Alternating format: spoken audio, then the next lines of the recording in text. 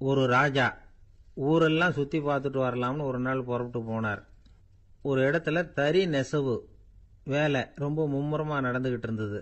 ஒரு பெரியவர் தறியால நெசவு வேலை செஞ்சுக்கிட்டு இருந்தார். பக்கத்துல ஒரு அழகான பொண்ணு உட்காந்து நூலை சுத்திக்கிட்டு இருக்குது.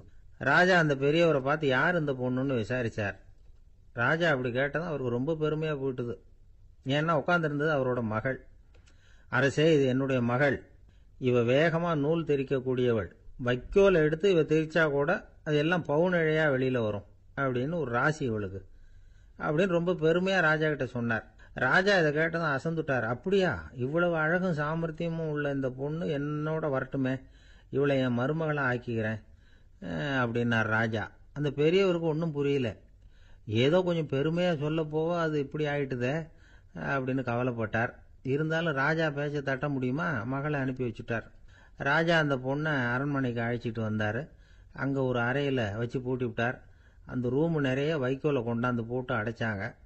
3 ராட்டைகள் வேற வச்சுருந்தாங்க.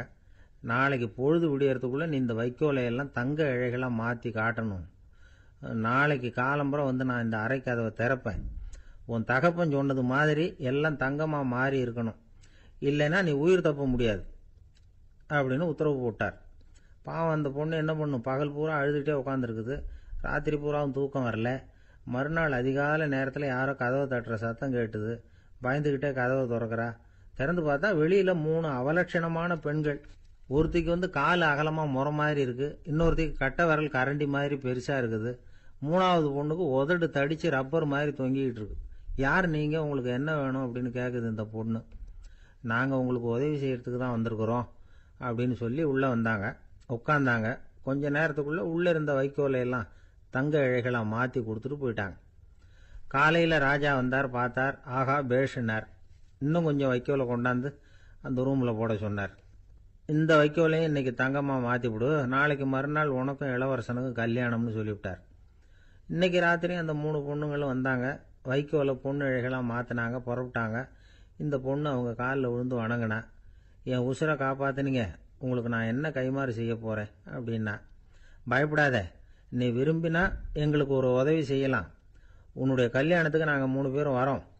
நீ எங்களை வந்து வரவேற்று ராஜாக்கிட்டையும் இளவரசர்கிட்டையும் நாங்கள் வந்து உன்னோட பெரியப்பா பொண்ணுங்கன்னு சொல்லி அறிமுகப்படுத்தி வை, நாங்கள் விருந்து சாப்பிட்டுட்டு போயிடுறோம் அப்படின்னாங்க. ரொம்பவும் சந்தோஷமாக சரின்னு ஒத்துக்கிட்டா. கல்யாண நாள் வந்தது. கல்யாணம் ரொம்ப கோலாகலமாக நடந்துக்கிட்டு இருக்கு. எல்லா தேசத்து ராஜா ராணிகளும் வந்துக்கிட்டு இருக்கிறாங்க. அந்த 3 அவலட்சணமான பொண்ணுங்களும் வந்து சேர்ந்தாங்க. யார் இவங்கன்னு கேட்டார் ராஜா. என் பெரியப்பா பொண்ணுங்க அப்படின்னா அந்த பொண்ணு. காலும் உதடும் கட்டை விரலும் ஏன் இப்படி உங்களுக்கு அவலட்சணம் ஆயிட்டுது அப்படின்னு கேட்டார். அதுக்கு அந்த பொண்ணுங்க பதில் சொன்னாங்க. என்ன செய்யறது, ஓயாம வைக்கோலை நூற்று ஒருத்தியோட கட்டை விரல் அப்படி கரண்டி மாதிரி ஆயிட்டுது, நாக்கில் தொட்டு தொட்டு திரிச்சதுனால ஒருத்தியோட உதடு அப்படி ஆயிட்டுது, காலால் கட்டையை அழுத்தி அழுத்தி தறி போட்டதுனால இன்னொருத்தையோட கால் அப்படி ஆயிட்டுது. உங்கள் மருமகளாக வந்திருக்கிற இந்த பொண்ணு அந்த 3ஐயுமே செய்ய தெரிஞ்சவ தான். என்ன ஆக போதும் இன்னும் கொஞ்ச நாளில் அப்படின்னாங்க. அவ்வளவுதான். ராஜா பயந்துட்டார். அம்மா, இன்னையிலேருந்து நீ இளவரசனின் மனைவி. நீ எப்பவும் அழகாக இருக்கணும், அதனால் நீ இனிமேல் வைக்கோலை திரிக்கவே கூடாது அப்படின்னு உத்தரவு போட்டார். அவளை இக்கட்டான சூழ்நிலையிலிருந்து காப்பாற்றின அந்த 3 பொண்ணுங்களும் சந்தோஷமாக திரும்பி போயிட்டாங்களாம். சுவாமி சின்மயானந்தர் இந்த கதையை சொல்லியிருக்கிறார். தன்னலம் மறந்து சுயலாபத்தை வந்து தியாகம் செய்யறது வைக்கோல்ல இருந்து தங்க இழைய நூக்கிறது மாதிரி அப்படிங்கிறார் அவர். அது இருக்கட்டும், இப்ப நம்ம கதைக்கு வருவோம். ஒரு ராஜா தன்னோட மகனுக்கு சுயவரம் நடத்தினார். எல்லா தேசத்தில இருந்தும் ராஜகுமாரர்கள் வந்திருந்தாங்க. ராஜகுமாரியை கல்யாணம் பண்ணிக்கலாம்ங்கிற ஆசையில சுயம்பர மண்டபத்திலிருந்து எல்லா ராஜகுமாரர்களும் அலறி அடிச்சுக்கிட்டு வெளியில ஓடி வந்துகிட்டு இருக்கிறாங்களாம். ஏன் அப்படி எல்லாரும் மிரண்டு போய் ஓடி வர்றாங்கன்னு கேட்டார் ஒருத்தர். அதுக்கு இன்னொருத்தர் விவரம் சொன்னார். ராஜகுமாரியை இன்னைக்கு தான் அவங்க நேரில் பார்த்தாங்களாம், அதுதான் அப்படி ஓடி வந்துகிட்டு இருக்கிறாங்க அப்படின்னார். வங்க நாவலாசிரியர் சரத் சந்திரர் ஒரு நண்பர் அவர்கிட்ட வந்தார்.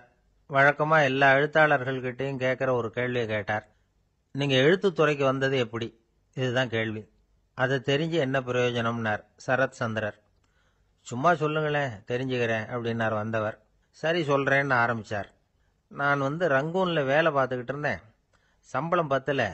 வேலையும் பார்த்துக்கிட்டு ஒரு பலசரக்கு கடை வைக்கலாம்னு நினைச்சேன். என்னால் மளிகை கடை வச்சு சரியாக நடத்த முடியுமாங்கிற சந்தேகம் என் மனைவிக்கு. அதை சோதனை பண்ணி பார்க்கணுங்கிறதுக்காக சில பொருள்களின் அளவு, அதோட விலை, இப்படி சிலதை சொல்லி எல்லாத்தையும் மனக்கணக்காக கூட்டி போட சொன்னாங்க. என்னால் சரியாக கூட்டி சொல்ல முடியல. உங்களால் மளிகை கடை நடத்த முடியாதுன்னு சொல்லிவிட்டாங்க. உடனே என்ன பண்ணுறது, வேற வழி இல்லை, கதை எழுத ஆரம்பிச்சிட்டேன் அப்படின்னார். கேட்டவருக்கு சிரிப்பு வந்துட்டு தான். சரத் சந்திரர் ஒரு பக்கம் சீரியஸான நாவல்கள், சிறுகதைகள் எழுதியிருந்தாலும் அவருடைய இன்னொரு பக்கம் வேற விதம். நண்பர்கள் கிட்ட பேசும்பொழுதும் சரி, அவர்களுக்கு கடிதங்கள் எழுதும் போதும் சரி, கேலியும் கிண்டலும் நகைச்சுவை உணர்வும் அதிகமாக இருக்கும். காந்திஜி ஒரு சமயம் கல்கத்தாவுக்கு வந்திருந்தார். தேசபக்தர்கள் பல பேர் அவர்கிட்ட பேசிக்கிட்டு இருந்தாங்க. அப்போ சரத் சந்திரரும் அங்கே இருந்தார். கிரண் சங்கர் ராய் அப்படிங்கிறவரும் அங்கே இருந்தார். அவர் சொன்னாராம், காந்திஜியோட பழகிய முதல் வங்காளி நான் தான். போயர் யுத்த காலத்தில் இவர் லண்டனுக்கு வந்திருந்தப்போ என்கிட்ட தான் வங்காள மொழி கற்றுக்கிட்டார் அப்படின்னாராம். உடனே சரத் சந்திரர் காந்திஜியை பார்த்து, இவர் உங்களுக்கு வங்காள மொழி கற்றுக் கொடுத்தது உண்மைதானா அப்படின்னாராம். ஆமான்னாராம் காந்தி. அதனால தான் உங்களால் வங்காள மொழி கற்றுக்க முடியல அப்படின்னாராம். எல்லாரும் சிரிச்சாங்களாம். சரத் சந்திரர் சாம்தாபேர் அப்படிங்கிற கிராமத்தில் தங்கியிருந்தார் ஒரு இலக்கிய நிகழ்ச்சியில் கலந்துக்கிறதுக்காக. அதுக்காக ஒரு கல்கத்தாவுக்கு போக வேண்டிய சூழ்நிலை. அதுக்காக புறப்பட்டார். அந்த சமயத்தில் பின்னாடி இருந்து யாரோ அவரை கூப்பிட்டாங்க. இப்படி கூப்பிட்டவரை பார்த்து இன்னொருத்தர் யாரோ அதட்டி இருக்கிறாங்க. போகிறவரை ஏன் இப்படி கூப்பிடுறீங்க அப்படின்னு. ஏன் கூப்பிட்டா என்னன்னு கேட்டிருக்கார் சரத் சந்திரர். புறப்படுறவங்கள பின்னாடி இருந்து கூப்பிடுறது அபசகுனம், போகிற இடத்துல ஏதாவது ஆபத்து வரலாம் அப்படின்னு அதுக்கு விளக்கம் கொடுத்துருக்கிறார் அவர். உடனே சரத் சந்திரர் சொன்னாராம், இதோ இவங்க என்ன இலக்கிய கூட்டத்துக்கு அழைச்சிட்டு போகிறாங்களே, இதை விட வேற என்ன ஆபத்து வந்துட போகுது அப்படின்னாராம். இப்படி சரத் சந்திரருக்கு இயல்பாகவே நகைச்சுவை உணர்வு உண்டு. அவருடைய நண்பர் ஒருத்தர் வீட்டுக்கு கூப்பிட்டுருந்தார். அங்கே ஒரு கச்சேரிக்கு ஏற்பாடு பண்ணியிருந்தாங்க. சரத் சந்திரருக்கு இயல்பாகவே கச்சேரியில் நீண்ட ஆலோசனையெல்லாம் கேட்கறதுக்கு பொறுமை இருக்காது. அதனால் மெதுவாக பாட போகிறவர் எப்படி அப்படின்னு கேட்டிருக்கார். அவருக்கு ரொம்ப நல்லா பாட தெரியும் அப்படின்னு சொல்லியிருக்கிறாங்க. அதுக்கு சரத் சந்திரர், பாட தெரியுங்கிறது சரி, பாட்டை நிறுத்த தெரியுமா, அதை சொல்லுங்க முதல்ல அப்படின்னாராம். ஐயா, உங்கள் பேரை தொடர்ந்து தினம் கேட்டுக்கிட்டு இருக்கிறேன் அப்படின்னார் ஒருத்தர். தொடர்ந்து கேட்குறீங்களே, உங்களுக்கு காது வலிக்கலையா அப்படின்னு கேட்டோம். பேசுகிற உங்களுக்கே வாய் வலிக்கல அப்படிங்கிறப்போ கேட்குற எங்களுக்கு எப்படி காது வலிக்கும் அப்படின்னார். நம்ம உடம்புல ஒரு அதிசயம் என்ன தெரியுமா, ரொம்ப நேரம் நாம் நடக்கிறோம்னு வச்சுக்கோங்க, கால் வலிக்கும். ரொம்ப நேரம் வேலை செஞ்சால் கை வலிக்கும், உடம்பு வலிக்கும். ரொம்ப நேரம் பார்த்துக்கிட்டே இருந்தால் கண்ணு வலிக்கும். ரொம்ப நேரம் பேசிக்கிட்டே இருந்தால் வாய் கூட வலிக்கும். ஆனால் ரொம்ப நேரம் கேட்டுக்கிட்டே இருக்கிறதுனால காது வலிக்கிறது இல்லை. அதனால் கேட்கறதுக்கு முக்கியத்துவம் கொடுத்தாங்க நம்ம பெரியவங்க. திருவள்ளுவர் தேவையில்லாமல் வார்த்தைகளை உபயோகப்படுத்த மாட்டார். ஒரு திருக்குறள்னு எடுத்துக்கிட்டாவே அதில் மொத்தம் 7 வார்த்தைகள், அவ்வளவுதான். அப்படி 7 வார்த்தைகள் மட்டுமே உள்ள ஒரு திருக்குறளில் வள்ளுவர் ஒரே வார்த்தையை 5 தடவை உபயோகப்படுத்தியிருக்கிறார், திரும்ப திரும்ப பயன்படுத்தியிருக்கிறார். அப்படின்னா அதை எந்த அளவுக்கு வலியுறுத்தி சொல்றார் அப்படிங்கிறத நாம புரிஞ்சுக்கணும். அது என்ன குறள்? செல்வத்துள் செல்வம் செவிச்செல்வம், அச்செல்வம் செல்வத்துள் எல்லாம் தலை. செவிச்செல்வம்ங்கிறது அவ்வளவு முக்கியமானது. கற்றலின் கேட்டல் நன்று. அதிகம் கேட்கணுங்கிறதுக்காகத்தான் எவ்வளவு கேட்டாலும் காது வலிக்கிறது இல்லை. குறைச்சலா பேசணும், அதிகமாக கேட்கணும். இன்னொரு விஷயம் கவனிங்க, நம்ம உடம்புல கண்ணுக்கு மூடி இருக்குது, எதையாவது நாம் பார்க்க விரும்பலைன்னா உடனே கண்ணை மூடிக்கலாம். நம்ம வாய்க்கு மூடி இருக்குது, பேச விருப்பம் இல்லையா, வாயை மூடிக்கலாம். மூக்குக்கு கூட மூடிக்கிற வசதி இருக்குது, எதையாவது முகர விருப்பம் இல்லையா, மூச்சை அடக்கிக்கலாம். ஆனால் பாருங்க, காதுக்கு மூடி கிடையாது, அதை கையால் தான் மூட முடியும். யார் என்ன சொன்னாலும் அது நல்லதோ கெட்டதோ காதில் விழுந்துக்கிட்டு தான் இருக்கும். அறிவு தான் நல்ல விஷயங்களை எடுத்துக்கிட்டு கெட்ட விஷயங்களை விட்டுடணும். நல்ல கருத்துக்கள் நம்ம காதில் நிறைய விழுந்துக்கிட்டே இருக்கணும். அதை கேட்டு நாம் நல்லபடியாக வாழணுங்கிறது தான் படைப்பின் விருப்பம். ஆன்மீகவாதிகள் கூட ஒன்று சொல்லுவாங்க, அதாவது ஆன்மீக பாதையில் நீங்கள் முன்னேறணும்னா முதல்ல சிரவணம் செய்யணும்பாங்க. அதாவது பெரியவங்க சொல்கிற நல்ல கருத்துக்களை கேட்கணும் அப்படின்னு அதுக்கு அர்த்தம். அதனால் யார் நல்ல கருத்துக்களை சொன்னாலும் அதை காது கொடுத்து கேளுங்க. இவ்வளவு கருத்துக்களையும் நம்ம நேயர் ஒருத்தர்கிட்ட சொல்லிகிட்டு இருந்தோம். அவரும் சரி சரின்னு தலையாடிக்கிட்டே இருந்தார். அப்புறம் சொன்னார், நீங்கள் சொல்கிறது சரிதான் சார், காதுக்கு மூடி இல்லைங்கிறது ரொம்ப சரி. அதனால தான் உங்கள் தகவல் கூட நாங்கள் விரும்புகிறோமோ இல்லையோ தினம் காதில் விழுந்துக்கிட்டு இருக்குது அப்படின்னார். எங்களுக்கு ரொம்ப பெருமையாக இருந்தது. அப்படியா அப்படின்னோம். ஆனாலும் என்ன மாதிரி சில பேர் நீங்கள் தகவல் சொல்கிற சமயத்தில் காதில் மூடி இல்லையேன்னு சொல்லி கவலைப்படுறதில்ல சார் அப்படின்னார். ஏன்னு கேட்டோம். காதை மூடுறதுக்கு தானே வசதி இல்லை, ரேடியோவை மூடுறதுக்கு வசதி இருக்குதுல்ல, அதனால் டக்குன்னு அதை மூடி வச்சுருவோம் அப்படின்னார். ஒரு ஊரில் ஒரு ராஜா இருந்தார். அந்த ராஜாவுக்கு ஒரு மந்திரி. ராஜா ரொம்ப நியாயமானவர், நேர்மையானவர், கண்டிப்பானவர். தப்பு செய்கிறது யாராக இருந்தாலும் தண்டனை கொடுப்பார். வேண்டியவங்களுக்கு ஒரு நியாயம், வேண்டாதவங்களுக்கு ஒரு நியாயங்கிறதெல்லாம் அவர்கிட்ட கிடையாது. ஒரு சமயம் அரசவையில் அந்த அமைச்சரே விதிமுறைகளுக்கு புறம்பா ஏதோ நடந்துகிட்டு இருக்கார். மன்னருக்கு கோபம் வந்துட்டுது. உடனே அந்த அமைச்சரை கிட்டத்தில் கூப்பிட்டு அவர் கன்னத்தில் ஓங்கி ஒரு அறை கொடுத்துட்டாராம். உடனே அந்த அமைச்சர் என்ன பண்ணார் தெரியுமா? நேராக போனார். அங்கே நின்றுக்கிட்டு இருந்த இன்னொருத்தர் கன்னத்தில் ஓங்கி அரைஞ்சார். அறை வாங்கினவர் திகைச்சு போயிட்டார். இவர் ஏன் நம்மளை அரைகிறார் அப்படின்னு யோசனை பண்ணார். மன்னரும் திகைச்சு போயிட்டார். நாம இவர் அரைஞ்சா அதுக்காக இவர் போய் இன்னொருத்தர் அரையணுமா அப்படின்னு யோசனை பண்ணார். இவருக்கு என்ன பைத்தியமானு கூட நினைக்க ஆரம்பிச்சுட்டார். ஆனால் என்ன ஆச்சுன்னா, அப்புறம் அமைச்சர் அவர் கவனிச்சுக்கிட்டு இருந்தாரா, அவர் இன்னொருத்தர் அரைஞ்சார் இல்லையா, அந்த அறை வாங்கின ஆசாமியை பார்த்து கத்திக்கிட்டு இருந்தார். யார்? அமைச்சர். ஏன்பா என்கிட்ட அறையை வாங்கிக்கிட்டு இப்படி விவரம் இல்லாமல் நின்றுட்டு இருக்கிறிய, நான் உனக்கு கொடுத்ததை நீ வேற யாருக்கிட்டையாவது கொடுத்துரு அப்படின்னார். உடனே அந்த ஆள் பார்த்தான். தனக்கு அடுத்தபடியாக நின்றுக்கிட்டு இருந்தவனை ஓங்கி ஒரு அறை அரைஞ்சான். அவன் கண்ணத்தை தடவிட்டே யோசனை பண்ணான். இது ஏதோ புரிஞ்சுக்கிட்ட மாதிரி அடுத்தாப்புல நின்றுக்கிட்டு இருந்தவனை அரைஞ்சான். இப்படி இந்த அறை மாறி மாறி போய்கிட்டே இருக்குது. ஊரு பூரா பிரயாணம் பண்ண ஆரம்பிச்சுட்டுது. அன்னைக்கு ராத்திரி அந்த ராஜா படுக்கிறதுக்காக போனார். அந்த நேரம் பார்த்து அவர் கன்னத்தில் பலார்னு ஒரு அறை விழுந்தது. நம்மளே அரையிறது யாரு அப்படின்னு அதிர்ச்சியோட மன்னர் திரும்பி பார்க்கறாரு. அரைஞ்சது அவரோட மனைவி. என்னாச்சு உனக்குன்னு கத்துனார் ராஜா. உங்களுக்கு தெரியாதா, ஊர் பூரா ஒருத்தர் மாற்றி ஒருத்தர் மூலமா இந்த அறை பிரயாணம் பண்ணிட்டு வருது அப்படின்னாங்க அந்த அம்மா. அப்படின்னா ஆரம்பிச்ச இடத்துக்கே வந்துட்டுதா அப்படின்னாராம் மன்னர். என்ன சொல்றீங்கன்னு கேட்டிருக்காங்க. இவர் விவரத்தை சொன்னாராம். அப்படின்னா நீங்க ஆரம்பிச்சு வச்ச இந்த விளையாட்டை நான் முடிச்சு வச்சுட்டேன் அப்படின்னாங்களாம் அந்த அம்மா. மறுநாள் காலை மறுபடியும் அரசவை கூடிச்சு அந்த அமைச்சர் மன்னரை பார்த்து கேட்டார். என்ன மகாராஜா, என்கிட்ட கொடுத்ததை திருப்பி வாங்கிட்டீங்களா அப்படின்னாராம். இப்படி நடக்கும்னு நான் எதிர்பார்க்கவே இல்லைன்னார் மன்னர். ஆனால் நான் எதிர்பார்த்தேன். அது எங்கே போயிட போகுது, ஊர் பூரா சுற்றி கடைசியில் உங்ககிட்ட தான் சேரும் அப்படிங்கிறது எனக்கு தெரியும் அப்படின்னார் அமைச்சர். இந்த கதை வேடிக்கையாக இருந்தால் கூட இதில் உள்ள கருத்து முக்கியமானது. இந்த உலகத்தில் பல கருத்துக்கள் இப்படி தான் மாறி மாறி சுற்றி வந்துக்கிட்டே இருக்குது. நம்மால் ஒருத்தன் தன்னுடைய நண்பன் ஒருத்தனை கடத்தரில் பார்த்தான். உடனே ஓடி போய் பலார்னு ஒரு அறை கொடுத்தானா. அவன் கண்ணத்தை தடவிட்டு ஏன்டா என்ன அரைஞ்சேன்னு கேட்டிருக்கான். நீ ஏன்டா என்ன முட்டாள்னு என் மனைவிட்ட போய் சொன்னேன் அப்படின்ட்டுருக்கான் அவன். உன்னை ஒரு முட்டாள்னு சொன்னதுக்காகவா நீ என்ன அரைஞ்ச அப்படின்னு கேட்டிருக்கான் இவன். டேய், நான் அதுக்காக அறையலப்பா, அது ஒரு பெரிய ரகசியம். நான் முட்டாளுங்கிறது அந்த ரகசியத்தை நீ ஏன் எங்க வீட்டில் போய் சொன்னேன், அதுக்காக தான் அரைஞ்சேன் அப்படின்னு அவன். துருக்மேனியாவில் அஷ்காபாத் அப்படின்னு ஒரு நகரத்தில் ஒரு புவியியல் விஞ்ஞானி இருந்தார். அவரு ஒரு நாய்க்குட்டி வளர்த்தார். ஒரு நாள் முன்னிரவு நேரம் ஒரு மேஜைக்கு முன்னாடி உட்காந்து அந்த விஞ்ஞானி ஏதோ கணக்கு போட்டுக்கிட்டு இருக்கிறார். அவருக்கு ஒரு சின்ன பெண் குழந்தை, அது தொட்டிலில் தூங்கிட்டு இருக்குது. அந்த நாய்க்குட்டியும் ஒரு மூலையில் படுத்து அது பாட்டுக்கு தூங்கிட்டு இருந்தது. ஒரே அமைதி. அந்த நேரத்தில் திடீர்னு அந்த நாய்க்குட்டி துள்ளி எழுந்திரிச்சது. நேராக குழந்தைகிட்ட ஓடிச்சு. அந்த குழந்தைய அது போட்டிருந்த ட்ரெஸ்ஸோடு சேர்த்து கவ்வி தூக்குச்சு.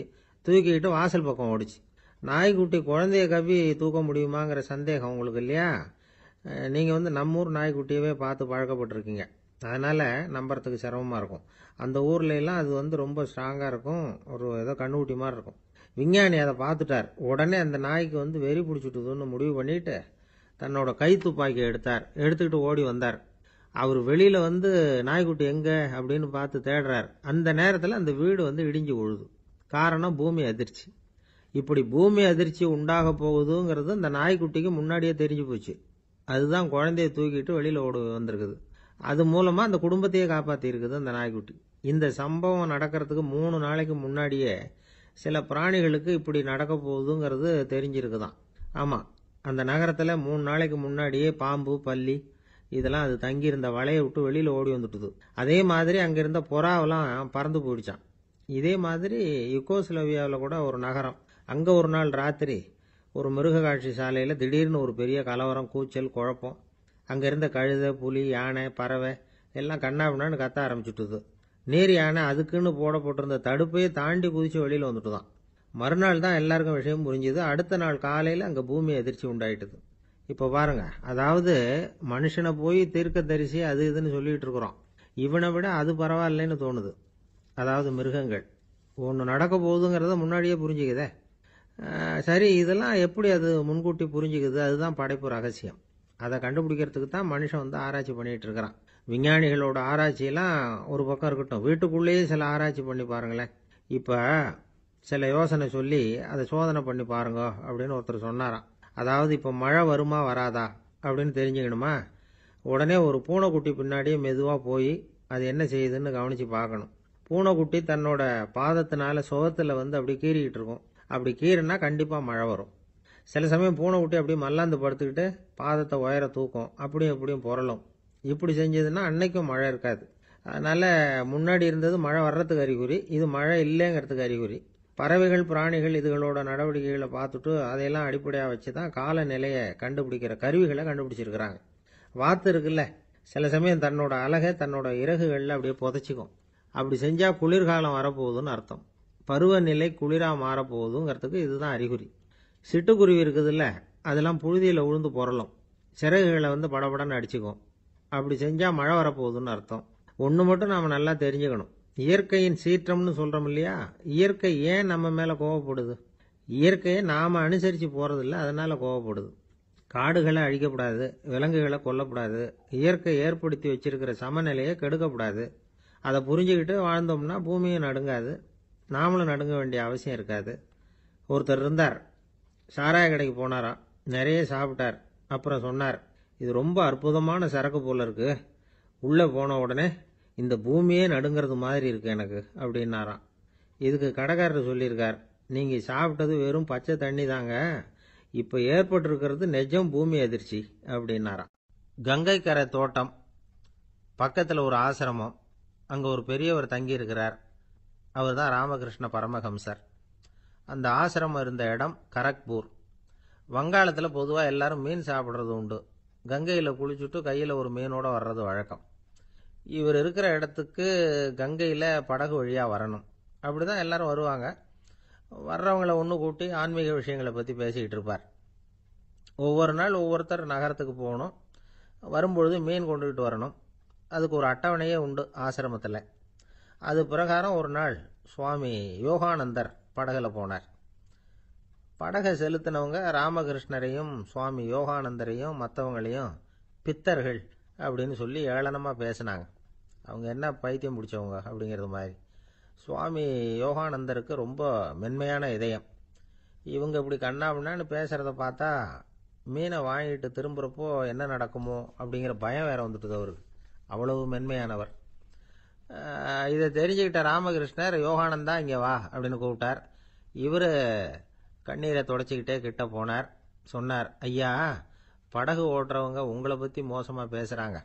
என்ன திட்டினா பரவாயில்ல, ஆனால் உங்களை அவங்க திட்டுறாங்க, அதை என்னால் தாங்கிக்க முடியல அப்படின்னார். இதை கேட்டதும் ராமகிருஷ்ணருக்கு கோபம் வந்துட்டு தான். என்னது, உன்னுடைய குருவை பற்றி அவங்க மோசமாக பேசும்பொழுது நீ சும்மா இருந்தியா, வெளியில் போ அப்படின்னு விட்டார். குரு நிந்தனை செய்கிறப்போ அதை கேட்டுக்கிட்டு சும்மா இருக்கலாமா? குரு நிந்தனையை கேட்டால் பாவம் இல்லையா? என்னை தூற்றும் போது அவங்க பாவம் செய்கிறாங்க, அதை கேட்டுக்கிட்டு நீ சும்மா இருந்தால் நீயும் பாவம் செய்கிற அப்படின்னாராம். அடுத்த நாள் சுவாமி நிரஞ்சனானந்தர் போக வேண்டிய நாள். இவர் படகுல போகும்பொழுதும் அதே மாதிரி நடந்துதான். அவங்க மோசமாக பேச ஆரம்பித்தாங்க, திட்ட ஆரம்பித்தாங்க. அப்படி கேலி பண்ண ஒருத்தனை இவர் என்ன பண்ணார், பலார்னு கன்னத்தில் அரைஞ்சிட்டார். இன்னொருத்தனை கங்கையில் தூக்கி எறியறதுக்கும் தயாராகிட்டார். அதுக்கப்புறம் அவங்க யாரும் வாயை திறக்கலை. மீன் வாங்கிட்டு வர்றப்பவும் படகுல ஒரே அமைதி, அவ்வளவு பயம் அவங்களுக்கு. ராமகிருஷ்ணர் கூப்பிட்டு விசாரித்தார் என்ன நடந்ததுன்னு. இவர் சொன்னார், அவர் யோகானந்தா போகும்பொழுது என்ன நடந்ததோ அப்படியே தான் இப்பவும் நடந்தது. குரு நிந்தனை செய்கிறத கேட்டுக்கிட்டு நான் சும்மா இருப்பேனா, ஒருத்தனை அப்படியே அரைஞ்சுட்டேன், இன்னொருத்தனை ஆற்றுல தூக்கி போட்டுருவேன்னு பயமுறுத்தினேன், அவ்வளவுதான் அப்படின்னாராம். இப்போவும் ராமகிருஷ்ணருக்கு கோபம் வந்துட்டு தான். என்ன இது, அணியறது காஷாயம், இருக்கிறது ஆசிரமம், உனக்கு இவ்வளவு கோபம் வந்ததுன்னா அப்புறம் என்னத்துக்கு ஆசிரமத்தில் இருக்கணும், பிரம்மச்சாரி எப்பவும் அமைதியாக இருக்கணும் அப்படின்னு அறிவுரை சொன்னாராம் ராமகிருஷ்ணர். அப்போ இவர் கேட்டாராம், ஏங்க அவருக்கு ஒரு விதமான அறிவுரை சொன்னீங்க, எனக்கு வேற விதமா அறிவுரை சொல்றீங்க, இதுல எது உண்மை அப்படின்னு கேட்டிருக்கார். இதுக்கு ராமகிருஷ்ணர் சொன்ன பதில் என்னன்னா, அட அசடே, சக்கரத்துல காத்து அதிகமா இருந்தா குறைக்கணும், குறைச்சலா இருந்தா கூட்டணும். அவன் சாது, அவனுக்கு அதிக உணர்ச்சி தேவை, உனக்கு படபடப்பு அதிகம், உனக்கு பொறுமை தேவை அப்படின்னாராம். இதுல உள்ள கருத்து என்னன்னா, கல்விங்கிறது எப்படின்னா அதை சூழ்நிலைக்கு தகுந்த மாதிரி கற்பிக்கணும். எல்லாருக்கும் ஒரே மாதிரி கற்பிக்க கூடாது. கேட்கிறவர் தகுதி, புரிஞ்சுக்கிற திறமை, இதை பொறுத்து கல்வி அமையணும். ஆரம்ப காலத்தில் ஒரு குரு, அப்போ ஒரு சீடன் இருந்தான். அது வேடிக்கையான குரு, வேடிக்கையான சீடன். ஒரு ஆசிரமம். ஒரு நாள் ஒருத்தன் அவசரமா அந்த குருவை தேடி வந்திருக்கிறான். என்ன விஷயம்னு விசாரிச்சார் குரு. உங்க சீடர் என்னை அடிச்சுட்டார் அப்படின்னு புகார் பண்ணானா அந்த ஆள். குரு சீடனை கூப்பிட்டார். அடிச்சியா இந்த ஆளை அப்படின்னு கேட்டாராம். ஆமான் இருக்கான் சீடன். ஏன் அடிச்சே அப்படின்னு கேட்டாராம். இந்த ஆள் உங்களை பத்தி மட்டமா பேசிவிட்டான், என்னால் அதை தாங்கிக்க முடியல, அதனால தான் அடிச்சுட்டேன் இருக்கான். அப்படி என்ன பேசினா அப்படின்னு கேட்டாராம். உன்னுடைய குருநாதர் இப்பெல்லாம் அர்த்தமில்லாம பேச ஆரம்பிச்சுட்டார் அப்படின்னு சொல்லிவிட்டான், அதனால தான் அடிச்சுட்டேன் அப்படின்னு நானாம். அதுக்காக அடிச்சே அப்படின்னாராம்.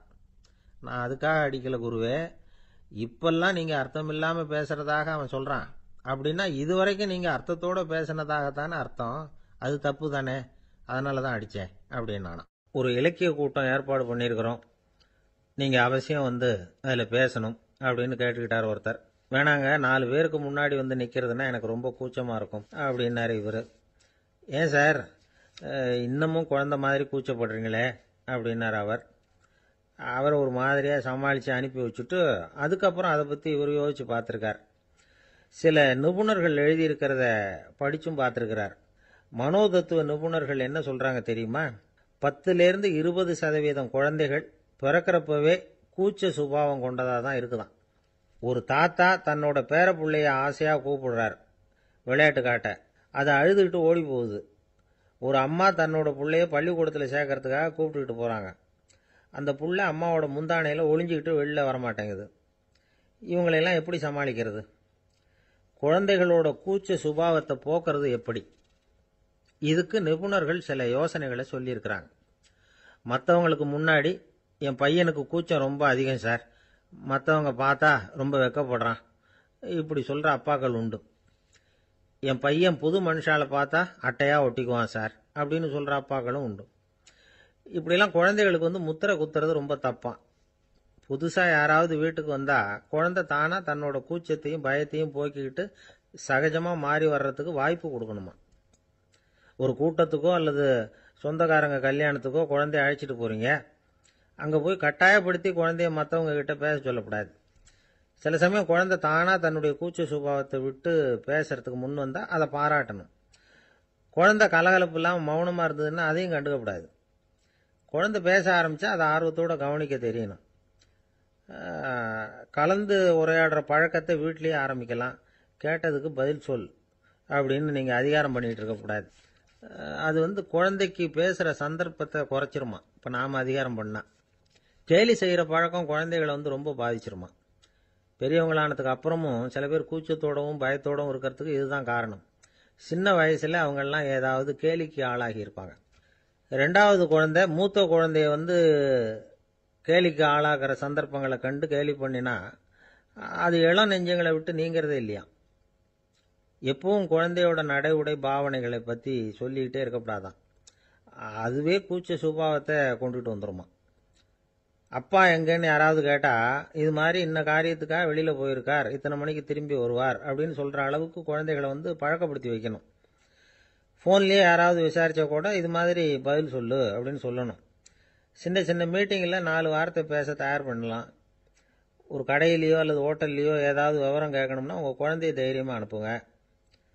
குழந்தைகள் பணிவாகவும் பொறுமையாகவும் விவரம் கேட்கிறப்போ கூச்ச சுபாவம் தானா போயிடும். சின்ன வயசுலேயே இப்படிலாம் பழக்கப்படுத்தினாதான் வருங்காலத்தில் தைரியமா இந்த சமுதாயத்தில் வாழ முடியும். இல்லைன்னா 60 வயசுலயும் அடுப்பங்கரையை விட்டு வெளில வர்றதுக்கு கூச்சப்பட்டுக்கிட்டு தான் இருக்க வேண்டியிருக்கும். இந்த காலத்து பிள்ளைங்க எவ்வளவோ பரவாயில்ல, எதுக்கும் தயங்குறதில்ல, கூச்சப்படுறதில்ல. ஒரு அம்மா அடுப்பங்கரையிலேருந்து சத்தம் போட்டாங்க. டேய் ராமு, தயவு பண்ணி அந்த டிவியை நிறுத்துறா. அந்த பெண்ணோட குரல் மகா மோசம். அடுப்பங்கரையில் இருக்கிற என்னாலேயே அதை சகிச்சிக்க முடியல அப்படின்னாங்களாம். உடனே பையன் கொஞ்சம் கூட தயங்காமல் பதில் சொல்கிறான். அம்மா, இந்த குரல் டிவியிலேருந்து வரல, எதிர்த்த விட்டு மாமி தான் இங்கே வந்திருக்கிறாங்க. அவங்க தான் இப்போ என்னோட பேசிக்கிட்டு இருக்கிறாங்க அப்படின்னு. இந்த உலகத்தில் நாம் நல்லபடியாக இருக்கணும்னா அதுக்கு முக்கியமாக தேவைப்படுறது ரெண்டு. ஒன்று செல்வம், இன்னொன்று அறிவு. சரி, இது ரெண்டில் சிறந்தது எது அப்படின்னு ஒரு கேள்வி கேட்டால் என்ன பதில் சொல்கிறது? இதே கேள்வியை ஹஸ்ரத் அலி அவர்கள்கிட்ட கேட்டாங்களாம். அவர் ஒரு பெரிய அறிஞர். கேள்வி கேட்டவங்களும் சாதாரண ஆட்கள் இல்லை, இவங்களும் அறிஞர்கள். ஒரு நாள் ஹஸ்ரத் அலி அவர்கள்கிட்ட 10 அறிஞர்கள் வந்தாங்களாம். ஐயா, நாங்கள் 10 பேரும் உங்ககிட்ட ஒரே கேள்வியை தான் கேட்க வந்திருக்கிறோம். ஆனால் எங்கள் 10 பேருக்கும் நீங்கள் தனித்தனியாக பதில் சொல்ல முடியுமா அப்படின்னு கேட்டிருக்காங்க. அதாவது அவங்க ஒரே கேள்விக்கு இவர்கிட்ட இருந்து 10 விதமான பதில் எதிர்பார்க்குறாங்க. சரி கேளுங்க, என்ன கேள்வி அப்படின்னார் அவர். அப்போ தான் அவங்க கேட்டாங்களாம், செல்வம், அறிவு, இது ரெண்டில் சிறந்தது எது? இதுதான் கேள்வி. ஹஸ்ரத் அலி என்ன பண்ணார் தெரியுமா? அவங்கள ஒவ்வொருத்தராக கூப்பிட்டார். ஒவ்வொரு விதமான பதிலை சொல்லி அனுப்புனார்.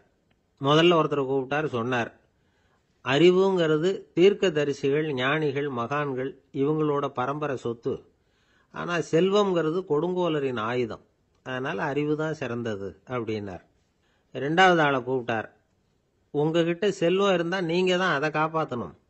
ஆனால் அறிவு உங்களை எப்பவும் காப்பாற்றும். ஆகவே அறிவு தான் சிறந்தது அப்படின்னார். மூணாவது ஆளை கூப்பிட்டார். செல்வந்தனுக்கு எப்போதும் விரோதிகள் அதிகம், ஆனால் அறிஞனுக்கு நண்பர்கள் அதிகம். அதனால் அறிவு தான் சிறந்ததுன்னார். அடுத்தவரை கூப்பிட்டார். செல்வம் அடுத்தவங்களுக்கு கொடுக்க கொடுக்க குறையும், ஆனால் கல்விங்கிறது அதிகரிச்சுக்கிட்டே வரும், கொடுக்கறதுனால குறையாது. அதனால் அறிவு தான் சிறந்ததுன்னார். இன்னொருத்தரை கூப்பிட்டார். அறிவுள்ளவன் எப்பவும் அதை அடுத்தவங்களுக்கு வாரி வழங்கிக்கிட்டே இருப்பான். அதனால் அவங்ககிட்ட தாராளத்தன்மை இருக்கும். ஆனால் செல்வந்தன்கிட்ட கஞ்சத்தனம் தான் இருக்கும். அதனால் அறிவு தான் சிறந்ததுன்னார். ஆறாவது நபரை கூப்பிட்டார். செல்வத்தை கள்வர்கள் திருடிட்டு போக முடியும், ஆனால் அறிவை அப்படி திருடிட்டு போக முடியாது அப்படின்னார். ஏழாவது நபரை கூப்பிட்டார். செல்வம் கால ஓட்டத்தில் அழிஞ்சிரும், ஆனால் அறிவை கால ஓட்டம் ஒன்றும் பண்ண முடியாது. ஆகவே அறிவே சிறந்ததுன்னார். எட்டாவது ஆளை கூப்பிட்டு சொன்னார், செல்வத்துக்கு எப்பவும் எல்லை உண்டு, நிறை உண்டு, அளவு உண்டு, கணக்கு உண்டு. ஆனால் அறிவுக்கு அப்படிப்பட்ட எல்லை எதுவும் கிடையாது. அதனால் அதுதான் சிறந்ததுன்னார். அடுத்தவனை கூப்பிட்டார். செல்வம் உள்ளத்தில் உள்ள ஒளியை போக்கிவிடும், இருட்டை உண்டாக்கிவிடும், விரிந்த மனப்பான்மையை குறுகலாக்கிவிடும். ஆனால் அறிவு அப்படி இல்லை, இருண்ட உள்ளத்தில் ஒளியை பாய்ச்சி அதை விசாலப்படுத்துது. அதுதான் சிறந்ததுன்னார். கடைசியாக 10வது நபரை கூப்பிட்டார். செல்வம் மனசில் செருக்கை உண்டாக்குது, ஆணவத்தை ஏற்படுத்துது. அதனால் நானே கடவுள்னு நினைக்கிற அளவுக்கு மனுஷனை தாழ்த்தி விடுது. ஆனால் அறிவு பணிவையும் பண்பாட்டையும் வளர்க்குது. அதனால் அறிவு தான் சிறந்ததுன்னார். ஆக இப்படி 10 பேருக்கும் 10 விதமாக பதில் சொன்னது மூலமாக ஹஸ்ரத் அலி அவர்கள் அறிவு தான் செல்வத்தை விட சிறந்தது அப்படிங்கிறதுக்கு 10 காரணங்களை சுட்டி காட்டியிருக்கார். அந்த அறிஞர் 10 பேர் கேட்ட ஒரே கேள்விக்கு 10 பதில் சொன்னார். நமக்கு வேண்டிய ஒருத்தர் 10 பேர் கேட்ட கேள்விக்கு ஒரே பதில் சொல்லி சமாளித்தார். கேள்வி என்ன தெரியுமா? என்கிட்ட வாங்கின கடனை எப்பயா திருப்பி கொடுக்க போற? இதுதான் அந்த 10 பேரும் கேட்ட ஒரே கேள்வி. இந்த மாதம் 26ஆம் தேதி தந்துடுறேன் அப்படிங்கிற ஒரே பதில் சொல்லி அவ்வளவு பேரையும் இவர் அனுப்பி வச்சுட்டாராம். எல்லாரும் போனதுக்கு அப்புறம் இவரை தனியாக கூப்பிட்டு கேட்டிருக்கிறாங்க. அது என்ன சார் கணக்கு, 26ஆம் தேதி அன்னைக்கு என்ன அதிசயம் நடக்க போகுது அப்படின்னு கேட்டிருக்காங்க. அதிசயம் அன்னைக்கு இல்லை, அதுக்கு முத நாளே நடக்க போகுதுன்னாராம். விவரமாக சொல்லுங்கன்னு இருக்காங்க. வேற ஒன்றும் இல்லைங்க, 26ஆம் தேதி தானே எல்லாரையும் வர சொல்லியிருக்கிறேன், அதுக்கு முத நாளே நான் புறப்பட்டு தலைமறைவாயிட போகிறேன் அப்படின்னாராம் ரொம்ப பெருமையாக. ஒரு ராஜா இருந்தார். நாடு பூராவும் நிறைய மரங்களை நட்டு வளர்க்கணுங்கிறது அவரோட ஆசை. தானே அதுக்கு முன்மாதிரியாக இருக்கணும்னு நினைச்சார். அரண்மனையை சுற்றி மரங்களை நட்டு வளர்த்தார். இதை பார்த்துட்டு ஜனங்களும் அவங்கவுங்க வீட்டை சுற்றி மரக்கன்றுகளை நட்டு வளர்த்தாங்க. கொஞ்ச காலத்தில் ஊர் பூரா பசுமையாக மாறிச்சு. எல்லாருக்கும் சந்தோஷமாக இருந்தது. இது ஒரு பக்கம் இருக்கட்டும். இப்போ நான் சொல்ல போகிற கதை வேற.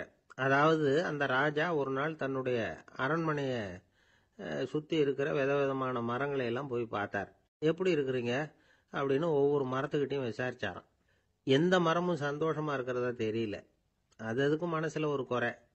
முதல்ல ஆலமரத்துக்கிட்ட போனார். அது சொல்லிச்சு, மண்ணா, நான் நல்லா பெருசா வளர்ந்துருக்கிறேன், அடர்த்தியா இருக்கிறேன், கிளையெல்லாம் 4 பக்கமும் நல்லா படர்ந்து தான் இருக்குது. இருந்தாலும் எந்த பிரயோஜனமும் இருக்கிறதா தெரியல எனக்கு. என்னுடைய பழம்லாம் ரொம்ப சின்னதாக இருக்குது, என் கண்ணுக்கு சரியாக புலப்பட மாட்டேங்குது. நான் இருக்கிற சைஸுக்கு என்னுடைய கிளையில் இருக்கிற பழம்லாம் எவ்வளவு பெருசாக இருக்கணும். அது இத்தினூண்டு இருக்கிறது எனக்கு பெரிய அவமானமாக இருக்குது. இப்படி இங்கே நின்றுக்கிட்டு இருக்கிறதே ரொம்ப கூச்சமாக இருக்குது. ஒரு நல்ல புயல் வந்ததுன்னா பேசாமல் சாஞ்சு விடலாமான்னு பார்க்குறேன் அப்படின்னு புலம்புது ஆலமரம். சரி இருக்கட்டும்னு நினச்சிக்கிட்டு ராஜா அடுத்தபடியாக ஒரு அத்தி மரத்துக்கிட்ட போனார். அதுவும் புலம்ப ஆரம்பிச்சுட்டுது. நான் கூட பெரிய மரம் தான், இல்லை இலையெல்லாம் அழகாக தான் இருக்குது, பழம் அழகாக இருக்குது, இருந்தாலும் உள்ள விஷயம் இல்லையே. அத்தி பழத்தை புட்டு பார்த்தா அத்தனையும் சொத்தை அப்படின்னு பழமொழியே உண்டாயிட்டுதே. இப்படி ஒரு கெட்ட பேரோட நான் இருக்கணுமா அப்படின்னு புலம்புது அது. சரி இது இருக்கட்டும் அப்படின்னு சொல்லி அடுத்தபடியாக வேப்ப மரத்துக்கிட்ட போனார். அது தன்னுடைய வேதனையை வெளியிட்டது. எனக்கு எவ்வளவோ மருத்துவ குணங்கள்லாம் இருக்கிறதா சொல்லிக்கிறாங்க, இருந்தாலும் என்ன பிரயோஜனம், என்னுடைய பழத்தை மனிதர்கள் யாரும் விரும்பி சாப்பிட்றது இல்லையே அப்படின்னுது. ராஜா அடுத்தாப்புல இருந்து ஒரு பனை மரத்துக்கிட்ட போனார். நான் நல்லா உயரமாக தான் வளர்ந்துருக்கிறேன், மற்ற மரங்கள்லாம் என்னை அண்ணாந்து தான் பார்க்கணும், இருந்தாலும் என்கிட்ட நிழலுக்காக யாரும் ஒதுங்கிறது இல்லையே அப்படின்னுது. என்ன இது, எல்லா மரமும் இப்படி திருப்தி இல்லாமல் இருந்துகிட்டு இருக்குதே அப்படின்னு நினச்சிக்கிட்டே ராஜா அடுத்தபடியாக அங்கே இருந்த ஒரு பைன் மரத்துக்கிட்ட போனார். அழகாக உயரமாக பசுமையாக தான் இருந்தது, ஆனால் பழமோ பூவோ கிடையாது. அதை நினச்சி அது வருத்தப்பட்டுக்கிட்டு இருக்குது. ஓக் மரம் அது ஒன்று நின்றுட்டு இருந்தது. அது என்ன சொல்லிச்சுன்னா, இலையுதிர் காலத்தில் என் மேலே இருக்கிற எல்லா இலைகளும் உதிர்ந்து போடுது, முடி கொட்டின மனிதர்கள் மாதிரி மொட்டையாக நான் நிற்க வேண்டியிருக்குது, என்ன வாழ்க்கை இது அப்படின்னு சொல்லி அழுத்துக்கிட்டது. சரி புளிய மரம் என்ன சொல்லுது பார்ப்போம்னு அதுகிட்ட போனால், என்னுடைய நிழலில் யாருமே தங்க மாட்டாங்க, உடம்புக்கு சூடுன்னு ஒதுங்கி போயிடுவாங்க, அடிமரத்தை பார்த்தீங்கன்னா பட்டையெல்லாம் உறிஞ்சி பார்க்கறதுக்கே கேவலமாக இருப்பேன் அப்படின்னுது அது. முருங்கை மரம் என்ன சொல்லிச்சு தெரியுமா, என்னுடைய இலை காயெல்லாம் சாப்பிட்றவங்களுக்கு சத்து கொடுக்கறது வாசவம்தான், ஆனால் என் உடம்புல சத்தே கிடையாது, கொஞ்சம் வேகமாக காற்று அடிச்சதுன்னா முறிஞ்சி விழுந்துடுறேன், என்ன வாழ்க்கை இது அப்படின்னு சொல்லி அது வருத்தப்பட்டது. ராஜா யோசனை பண்ணார், என்ன இது, மரங்கள் பூமியின் வரங்கள்னு சொல்கிறோம், மழை பெய்யறதுக்கு அதுதான் காரணம், பூமி செழிப்பாக இருக்கிறதுக்கும் அதுதான் காரணம், வீடு கட்டுறதுக்கு மரம், நாற்காலி செய்ய உபயோகப்படுத்துறதுக்கும் அதுதான் உபயோகப்படுது, மனுஷனுக்கு வேண்டிய ஆகாரங்களையும் கொடுக்குது, இப்படிலாம் இருந்தும் எல்லா மரமும் நிம்மதி இல்லாமல் இருந்துகிட்டு இருக்குதே அப்படின்னு நினைச்சார். அப்போ அங்கே இருந்த ஒரு மகிழ மரம் அவர் கண்ணில் பட்டுது. அந்த மரம் மட்டும் கொஞ்சம் நிம்மதியாக மகிழ்ச்சியாக இருக்கிறது மாதிரி தெரிஞ்சுது. உடனே ராஜா அதுகிட்ட போனார். உனக்கு மனசில் எதுவும் குறை இல்லையான்னு கேட்டார். இல்லை, நான் சந்தோஷமாக தான் இருக்கேன்னு அந்த மகிழ மரம். அப்படியான்னு ஆச்சரியமாக கேட்டார் ராஜா. ஆமாம் மன்னா, இந்த இடத்துல நீங்கள் ஒரு முருங்கை மரத்தையோ வேப்ப மரத்தையோ கூட நட்டிருக்கலாம், ஆனால் இந்த இடத்துல நடுறதுக்கு என்ன தேர்ந்தெடுத்திருக்கிறீங்க, அதுவே எனக்கு பெருமை, அதுவே எனக்கு திருப்தி அப்படின்னு தான் மகிழ மரம். மகிழ மரம் சாதாரணமாக தான் இருக்கும், இளம் மஞ்சள் நிறத்தில் பூக்கள், அது காய்ந்தும் மனம் வீசும். மகிழ மரம் மாதிரி மன திருப்தியோடு வாழறதுக்கு நாம் கற்றுக்கணுமா. நாம் இந்த உலகத்தில் ஒரு நாயாவோ நரியாவோ கூட பிறந்திருக்கலாம், மனுஷனாக பிறந்திருக்கிறோம், அதுவே பெருமை தானே. இந்த நிறைவு தான் மகிழ்ச்சியின் ரகசியம். ஒரு பையன் அப்பா கிட்ட போய், அப்பா நீங்கள் இந்த உலகத்தில் ஒரு மனுஷனாக பிறந்தது என்னோட அதிர்ஷ்டம் நானா. ஏண்டா அப்படி சொல்கிறேன்னு இருக்கார் அப்பா. நீங்கள் ஒரு கரடியாக பிறந்திருந்தா இந்நேரம் நானும் ஒரு கரடி குட்டியாக தானே இருந்திருப்பேன் அப்படின்னு நானா பையன். பக்தின்னு சொல்கிறோம் இல்லையா, அது 3 வகைப்படும் அப்படிங்கிறார் ஒரு பெரியவர். அது என்ன 3 வகைன்னா, தெய்வ பக்தி, அடியார்கள் பக்தி, குரு பக்தி. அடியார் பக்தியை விட தெய்வ பக்தியை விட குரு பக்தி தான் ரொம்பவும் சிறந்ததுங்கிறார் அவர். தெய்வத்துக்கிட்ட செஞ்ச பாவம் குருநாதர்கிட்ட தீர்ந்துருமா, குருநாதர்கிட்ட செஞ்ச பாவம் தெய்வத்துக்கிட்ட போனாலும் தீராதான். இப்படி பெரியவங்கெல்லாம் சொல்லி வச்சிருக்கிறாங்க. ஒரு காடு, அங்கே அயோத தௌமியர் அப்படின்னு ஒரு தபோதனர், அவர் பல மாணவர்களை ஒன்றா சேர்த்து ஒரு குருகுலம் நடத்திக்கிட்டு இருக்கிறார். பல தரப்பட்டவங்க பல திறப்பட்டவங்க மாணவர்கள் அதில் சேர்ந்து படிச்சுக்கிட்டு இருக்கிறாங்க. பாஞ்சால ராஜகுமாரன் ஒருத்தனும் அந்த குருகுலத்தில் சேர்ந்து படிச்சுக்கிட்டு இருக்கிறான். அவன் பேர் ஆருணி, பெரிய இடத்து புள்ள, இருந்தாலும் படுப்பில் ரொம்ப கெட்டிக்காரனாக இருந்தான். அவன் தான் அங்கே முதல் மாணவன். ஒரு நாள் குருநாதர் அந்த அரசகுமாரனை கூப்பிட்டார். நம்ம குருகுலத்துக்கு சொந்தமான வயலில் தண்ணீர் பெருகி வெள்ளம் பயிரை அழிக்குதான், அதனால் நீ போய் மடையை அடைச்சிட்டு வந்துடும் அப்படின்னார். அந்த அரசகுமாரன் உடனே புறப்பட்டான். குருநாதர் சொல்லிட்டார்ல, உடனே புறப்பட்டான். நான் பெரிய இடத்து பிள்ளையாச்சே, ராஜகுமாரனாச்சே, ரொம்ப செல்வாக்கோட வளர்ந்தவனாச்சே, நான் போய் வயலில் இறங்கி வேலை செய்கிறதா அப்படின்னுலாம் அவன் நினைக்கல. குருநாதர் கட்டளையை நிறைவேற்ற வேண்டியது நம்ம கடமை அப்படின்னு நினச்சான். உடனே ஒரு மண்வெட்டியை தூக்கி தோளில் வச்சுக்கிட்டு புறப்பட்டு போயிட்டான். வயலுக்கு போனான். பார்த்தான், தண்ணி கரையை உடச்சிக்கிட்டு வயலுக்குள்ளே ஏகமாக பாஞ்சிக்கிட்டு இருக்குது. இவன் மண்வெட்டியால் களிமண்ணை புல்லோடு சேர்த்து புல் பத்த மாதிரி வெட்டி வெட்டி போட்டான். இருந்தாலும் மடையை அடைக்க முடியல. தண்ணி அதை மீறி வந்துக்கிட்டே இருக்குது. தண்ணி வேகமாக வயலுக்குள்ளே போய்கிட்டே இருக்குது. போடுற பத்தையெல்லாம் கரைஞ்சி கரைஞ்சி போயிட்டுருக்கு. இருந்தாலும் இவன் தன்னுடைய முயற்சியை கைவிடலை. வெட்டி வெட்டி போட்டுக்கிட்டே இருக்கிறான். காலையில் அங்கே போனவன் சாயந்தரம் வரைக்கும் இப்படி செஞ்சுக்கிட்டு இருக்கிறான். உடம்பும் மனசும் ரொம்பவும் சோர்ந்து போச்சு. இருந்தாலும் குருநாதர் இட்ட கட்டளையை நிறைவேற்றாமல் இருக்கிறோமேங்கிற ஒரு குறை அவனுக்கு இருக்குது. குரு கட்டளையை நிறைவேற்றாத நான் இன்னமும் இருக்கணுமா அப்படின்னு யோசனை பண்ண ஆரம்பிச்சிட்டான். என்ன செய்யலாம்னு பார்த்தான். நம்ம குருநாதர் இட்ட பணிக்காக இந்த உடம்பையே தியாகம் பண்ணலாம் அப்படின்னு முடிவு பண்ணான். தண்ணி பாயுதில் அதுக்கு குறுக்க விழுந்து அப்படியே மடையை அடைச்சிக்கிட்டு அப்படியே படுத்துட்டான். இது மற்றவங்களுக்கு தெரியாது. அன்னைக்கு ராத்திரி ஒரு விளக்கு முன்னாடி உட்காந்து குருநாதர் பிள்ளைங்களுக்கு பாடம் சொல்லி கொடுத்துக்கிட்டு இருக்கிறார். வரிசையில் இருக்கக்கூடிய ராஜகுமாரனை காணலை. நம்ம ஆருணி எங்கே போனா அப்படின்னு சொல்லி மற்ற மாணவர்களை விசாரித்தார். இப்போ அவங்க சொன்னாங்க, சுவாமி, அவன் காலையில் வயலுக்கு மடையை அடைக்கிறதுக்காக போனான், நீங்கள் தான் போக சொன்னீங்க, இன்னும் திரும்பி வரல அப்படின்னு அவர் பையன். குருநாதர் உடனே ஒரு தீவெட்டி எடுத்துக்கிட்டு மாணவர்களை அழைச்சிக்கிட்டு வயலுக்கு போனார். அங்கே போய் பார்த்தா ஆளை காணும். ஆருணி ஆருணின்னு சொல்லி சத்தம் போட்டு கூப்பிட்டு பார்க்குறார். நான் இங்கே இருக்கேன் குருநாதா அப்படின்னு காலுக்கு அடியிலேருந்து ஒரு சத்தம் வருது. குனிஞ்சு பார்த்தா அவன் மடையில் படுத்துருக்கிறான். என்னப்பா இதுன்னார். காலையிலேருந்து இந்த மடையை அடைச்சி பார்த்தேன் சுவாமி, முடியல, அதனால் இப்படி குறுக்க படுத்துட்டேன். என்னை தாண்டறதுக்கு பயந்து போய் தண்ணியே தேங்கி நின்றுட்டுது அப்படின்னா. அவனுடைய குரு பக்தியையும் அவனை தாண்டறதுக்கு அஞ்சு நிற்கிற தண்ணி தேக்கத்தையும் பார்த்துட்டு எல்லாரும் ரொம்ப ஆச்சரியப்பட்டு போயிட்டாங்களாம். ஆருணி எழுந்திரிச்சு வா அப்படின்னு கூப்பிட்டாரான் குருநாதர். அவன் தண்ணீரை பொழந்துக்கிட்டு எழுந்திரிச்சு வந்தானான்.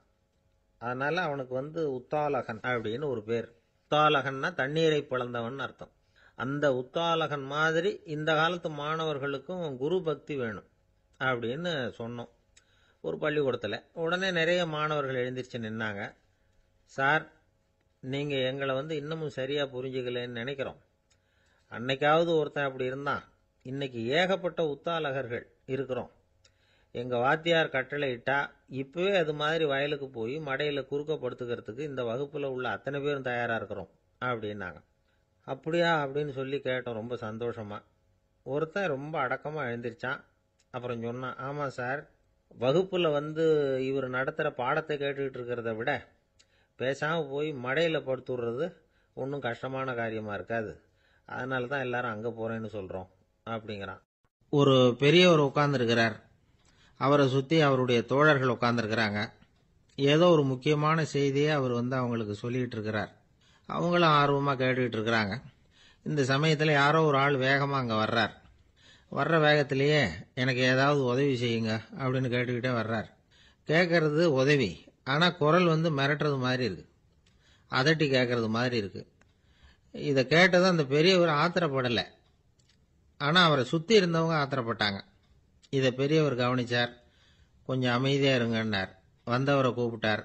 அவருக்கு சில பொருள்களை கொடுத்தார். என்னங்க, இப்போ உங்களுக்கு மகிழ்ச்சி தானே அப்படின்னார். ஆ அப்படின்னு அலட்சியமாக அவர் சொல்கிறார்.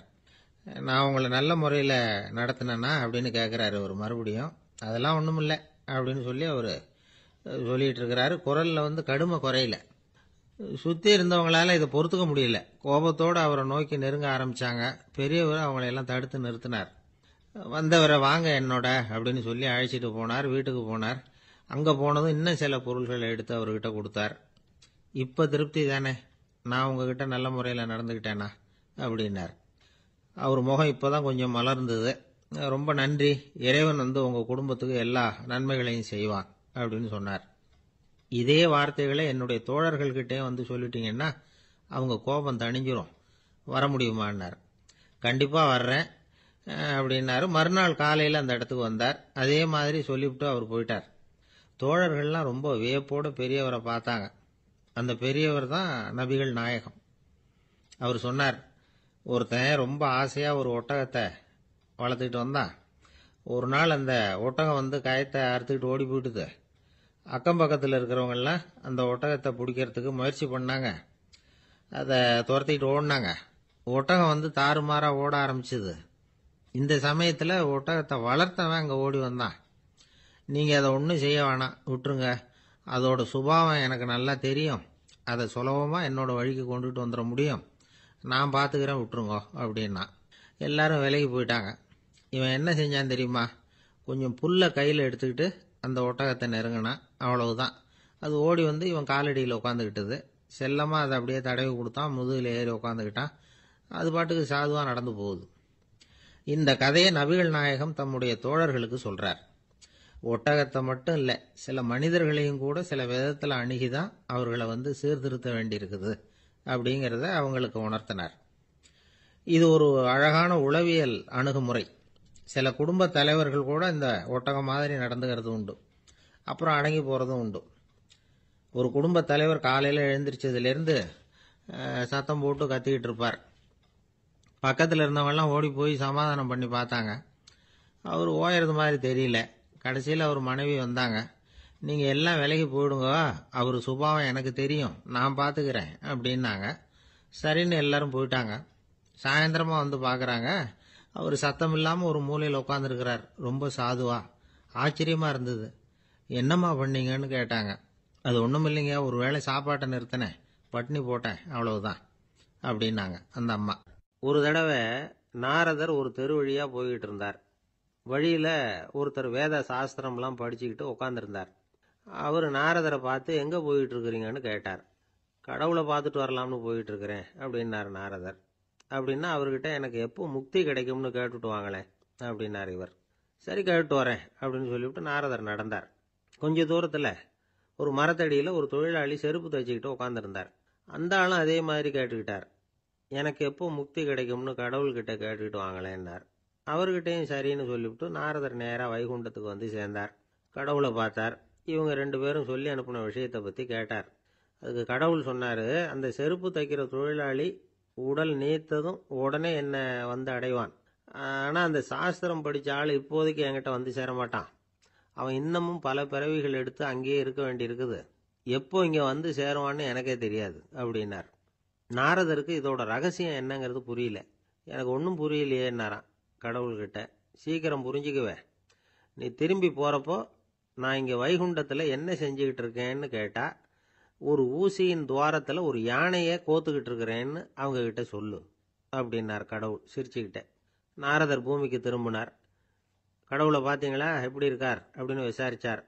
வேத சாஸ்திரம் படித்தவர். ஓ பகவானா, அவர் வந்து யானையை வந்து ஊசியின் காதில் நுழைச்சிக்கிட்டு இருக்கிறார் பார்த்தேன்னார் நாரதர். ஊசி காதில் யானையா? அது எப்படி முடியும்? நீங்கள் சொல்கிறத நான் நம்ப மாட்டேன்னு விட்டார் அவர். சரி, இந்த ஆளுக்கு இறைவன் பேரில் நம்பிக்கை இல்லை அப்படிங்கிறத நாரதர் புரிஞ்சுக்கிட்டார். அடுத்தபடியாக அந்த தொழிலாளி இருந்த இடத்துக்கு போனார். இறைவனை பார்த்தீங்களான்னு கேட்டார் அவர். பார்த்தேன், ஒரு ஊசி துவாரத்தில் யானையை கோத்துக்கிட்டு இருந்தார் அப்படின்னு சொல்லிவிட்டு நாரதர் அந்த ஆள் முகத்தை கவனிச்சார். அந்த தொழிலாளி இதை கேட்டுட்டு கொஞ்சம் கூட ஆச்சரியப்படலை. அவரால் முடியாத காரியம் கூட உண்டானார். என்ன இப்படி சொல்கிற? ஊசியின் துவாரத்தில் யானையை கோக்க முடியும்னு நீ நம்புறியா அப்படின்னு கேட்டார் நாரதர். நிச்சயமாக நம்புறேன்னார் அவர். அது எப்படி அப்படின்னு கேட்டார் இவர். இதை பாருங்க, நான் இந்த ஆலமரத்தடியில் தான் தினமும் உட்காந்துருக்கிறேன். தினமும் இந்த மரத்திலிருந்து எவ்வளவோ பழம் கீழே விழுது. இந்த பழத்தில் இருக்கிற ஒவ்வொரு விதையிலேயும் உள்ள ஒரு ஆலமரம் இருக்குது. ஒரு சின்ன விதைக்குள்ள ஒரு பெரிய ஆலமரம் இருக்க முடியுங்கிறப்ப ஊசி துவாரத்தில் கடவுள் வந்து யானையை நுழைய வச்சாருங்கிறத ஒத்துக்கிறதுல என்ன கஷ்டம் இருக்கு அப்படின்னு ரொம்ப சர்வசாதாரணமாக பதில் சொன்னாராம் அந்த தொழிலாளி. நாரதர் யோசனை பண்ணார். இந்த தொழிலாளி வேத சாஸ்திரங்களை எல்லாம் படிக்கலைன்னா கூட அறிவுபூர்வமாக சிந்திச்சு இறைவனை நம்புறான். அதனால தான் கடவுள் இந்த ஆளுக்கு சீக்கிரம் முக்தி கிடைக்கும்னு சொன்னார் அப்படிங்கிறத புரிஞ்சுக்கிட்டாராம். இந்த கதையில் வர்ற கடவுள், நாரதர், வைகுண்டம் இதெல்லாம் ஒரு பக்கம் இருக்கட்டும். ஒரு சின்ன விதைக்குள்ள ஒரு பெரிய ஆலமரம் தூங்கிக்கிட்டு இருக்கு அப்படிங்கிற உண்மை, அந்தரத்தில் 1000 கிரகங்கள் சுற்றிக்கிட்டு இருக்குங்கிற உண்மை, இதெல்லாம் வந்து நாம் பார்த்துக்கிட்டு தானே இருக்கிறோம். இந்த உண்மைகள் வந்து அதிசயமாக நமக்கு தெரியறதுனால அதை வந்து நம்பாமல் இருந்துட முடியாது. இயற்கையை பரிபூர்ணமாக நம்புங்கள், அந்த நம்பிக்கையே நம்ம வாழ்க்கைக்கு ஆதாரம் அப்படிங்கிறத விளக்கறதுக்காக தான் இந்த கதை. இந்த காலத்தில் நம்ம பிள்ளைங்களுக்கெல்லாம் இது மாதிரி நம்பிக்கை அதிகமாகவே இருக்குது. ஒரு நாள் ஒரு சின்ன பையன்கிட்ட கேட்டேன், ஏன்பா கடவுள் ஒரு பானைக்குள்ள ஒரு யானையை நுழைய வச்சுட்டாருன்னு சொன்னா அதை நீ நம்புவியா அப்படின்னு கேட்டோம். நம்புவேன் சார், அது ஒன்றும் பெரிய அதிசயம் இல்லைன்னா. எப்படிறான்னு கேட்டோம். எப்படின்னா அந்த பானை அந்த யானையை விட பெருசா இருந்திருக்கும், அவ்வளவுதான் அப்படின்னு சொல்றான். லோகமானிய பாலகங்காதர திலகர் இருந்தார்ல, அவருக்கு 15 வயசுலயே கல்யாணம் நடந்துதான். மனைவி பேரு தபிபாய். ரொம்ப பெரிய குடும்பத்து பொண்ணு, நல்ல குணம். அவங்க குடும்பம் நடத்திக்கிட்டு இருக்கிறாங்க. அந்த காலத்துல திருடர்கள் பயம் அதிகம். இந்த காலத்துல மட்டும் என்னன்னு கேக்குறீங்களா? நீங்க கேக்குறது நியாயம்தான். இருந்தாலும் இந்த காலத்து திருடனுக்கும் அந்த காலத்து திருடனுக்கும் ஒரு முக்கியமான வித்தியாசம் உண்டு. அதாவது அந்த காலத்து திருடன்லாம் நியாயம் அநியாயம் பாக்குறது உண்டு, இந்த காலத்துல அப்படி பாக்குறது இல்லை. அந்த காலத்துல திருட வர்றவங்கள்ட்ட கூட ஒரு தார்மீக உணர்வு உண்டாம். அதாவது அப்போ உள்ள கொள்ளைக்காரங்க எதை களவாடினாலும் சரி, அரிசியை மட்டும் களவாடுறது இல்லையா, அப்படி ஒரு கொள்கை. அதனால பாருங்க, அந்த காலத்து பெண்கள் நகை நட்டுகளை பத்திரமா வைக்கணும்னா பெட்டியில வைக்கிறது இல்ல, அரிசி பானையில போட்டு வச்சு விடுறது. இப்பெல்லாம் பேங்க்ல சேஃப்டி லாக்கர்னு இருக்குல்ல, அது மாதிரி அந்த காலத்துல சேஃப்டி லாக்கருங்கிறது அரிசி பானை. வளையல், மூக்குத்தி, தோடு இப்படி எதுவா இருந்தாலும் அதுல போட்டு பத்திரமா வச்சிருவாங்க. திருடன் அரிசி பானை பக்கம் போறதில்ல. ஏன்னா சாப்பிடுற விஷயத்துல கை வைக்கப்படாது, அது பாவம் அப்படின்னு அவன் நினைக்கிறான். திலகரோட மனைவி தபிபாயும் அதே மாதிரி தன்னுடைய ஆபரணங்களை ஒரு அரிசி பானைக்குள்ள போட்டு மூடி வச்சிருந்தாங்களாம். இப்படி இருந்தப்போ ஒரு நாள் ஒரு பிச்சைக்கார பொண்ணு வீடு வீடா பிச்சை கேட்டுக்கிட்டே வந்திருக்குது. திலகர் வீட்டுக்கும் தர்மம் போடுங்க தாயே அப்படின்னு தான் அந்த பொண்ணு. அந்த அம்மா தபிபாய் காதல இது விழுந்திருக்கு. உடனே கை நிறைய அரிசி அள்ளிட்டு போட்டிருக்கு. பாத்திரத்துல அரிசியை போட்டதுக்கு அப்புறம் தான் தெரியுது, பளிச்சுன்னு கண்ணுல படுது. அதாவது அந்த அம்மாவோட வைர மூக்குத்தி ஒண்ணு அரிசியோட சேர்ந்து அந்த பிச்சைக்கார பொண்ணு பாத்திரத்துல போய் விழுந்துட்டுது. இந்த அம்மாவுக்கு மனசுக்குள்ள குழப்பம், என்ன இப்படி ஆயிட்டுதே, மூக்குத்தி போயிட்டுதே, பிச்சை பாத்திரத்துல இருந்து அதை எப்படி எடுக்கிறது அப்படின்னு தயக்கம். வாயை திறந்து அதை கேட்கறதுக்கும் கூச்சம்.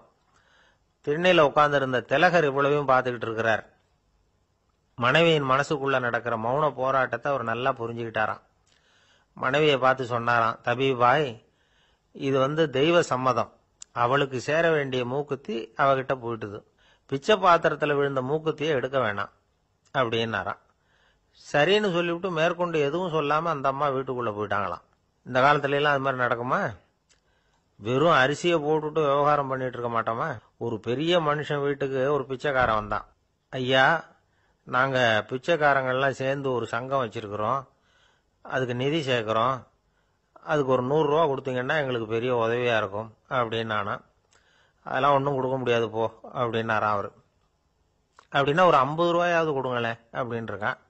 அதுவும் முடியாதுன்னு சொல்லிவிட்டார். 25 ரூபா அப்படின்னு இருக்கான். எதுவும் முடியாது அப்படின்னாராம்.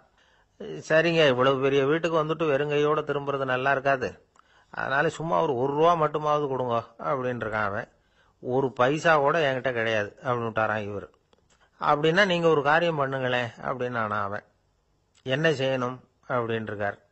எங்க சங்கத்துல நீங்களும் ஒரு மெம்பரா சேர்ந்துருங்க அப்படின்னா. ஒரு ஊர்ல ஒரு இளைஞன் இருந்தான். ஒரு நாள் அவன் ஒரு குருவை தேடிட்டு புறப்பட்டான். ஊரை விட்டு வெளியில போனான். போகிற வழியில ஒரு காடு. அந்த காட்டுல ஒரு மரத்தடியில ஒரு பெரியவர் உட்கார்ந்துருக்கிறார். அமைதியா மௌனமா அவர் அமர்ந்திருக்கிறார். இந்த பெரியவரை விசாரிக்கலாம், குருவை தேடி கண்டுபிடிக்கிறதுக்கு இவர் ஏதாவது ஒரு வழி சொல்லி கொடுப்பார் அப்படின்னு நினைச்சுக்கிட்டு அவரை நெருங்கினான். ஐயா, எனக்கு ஒரு குரு தேவை, எங்க கிடைப்பார், அவரை எப்படி அடையாளம் கண்டுபிடிக்கிறது, அதை பத்தி ஏதாவது விவரம் சொன்னீங்கன்னா நான் கண்டுபிடிச்சுக்குவேன் அப்படின்ட்டு பெரியவர் நிமிர்ந்து பார்த்தார். தம்பி, அது ரொம்ப சுலபம். அவர் வயசானவரா இருப்பார், என்னை விட சுமார் 30 வயசு அதிகமா இருக்கும்.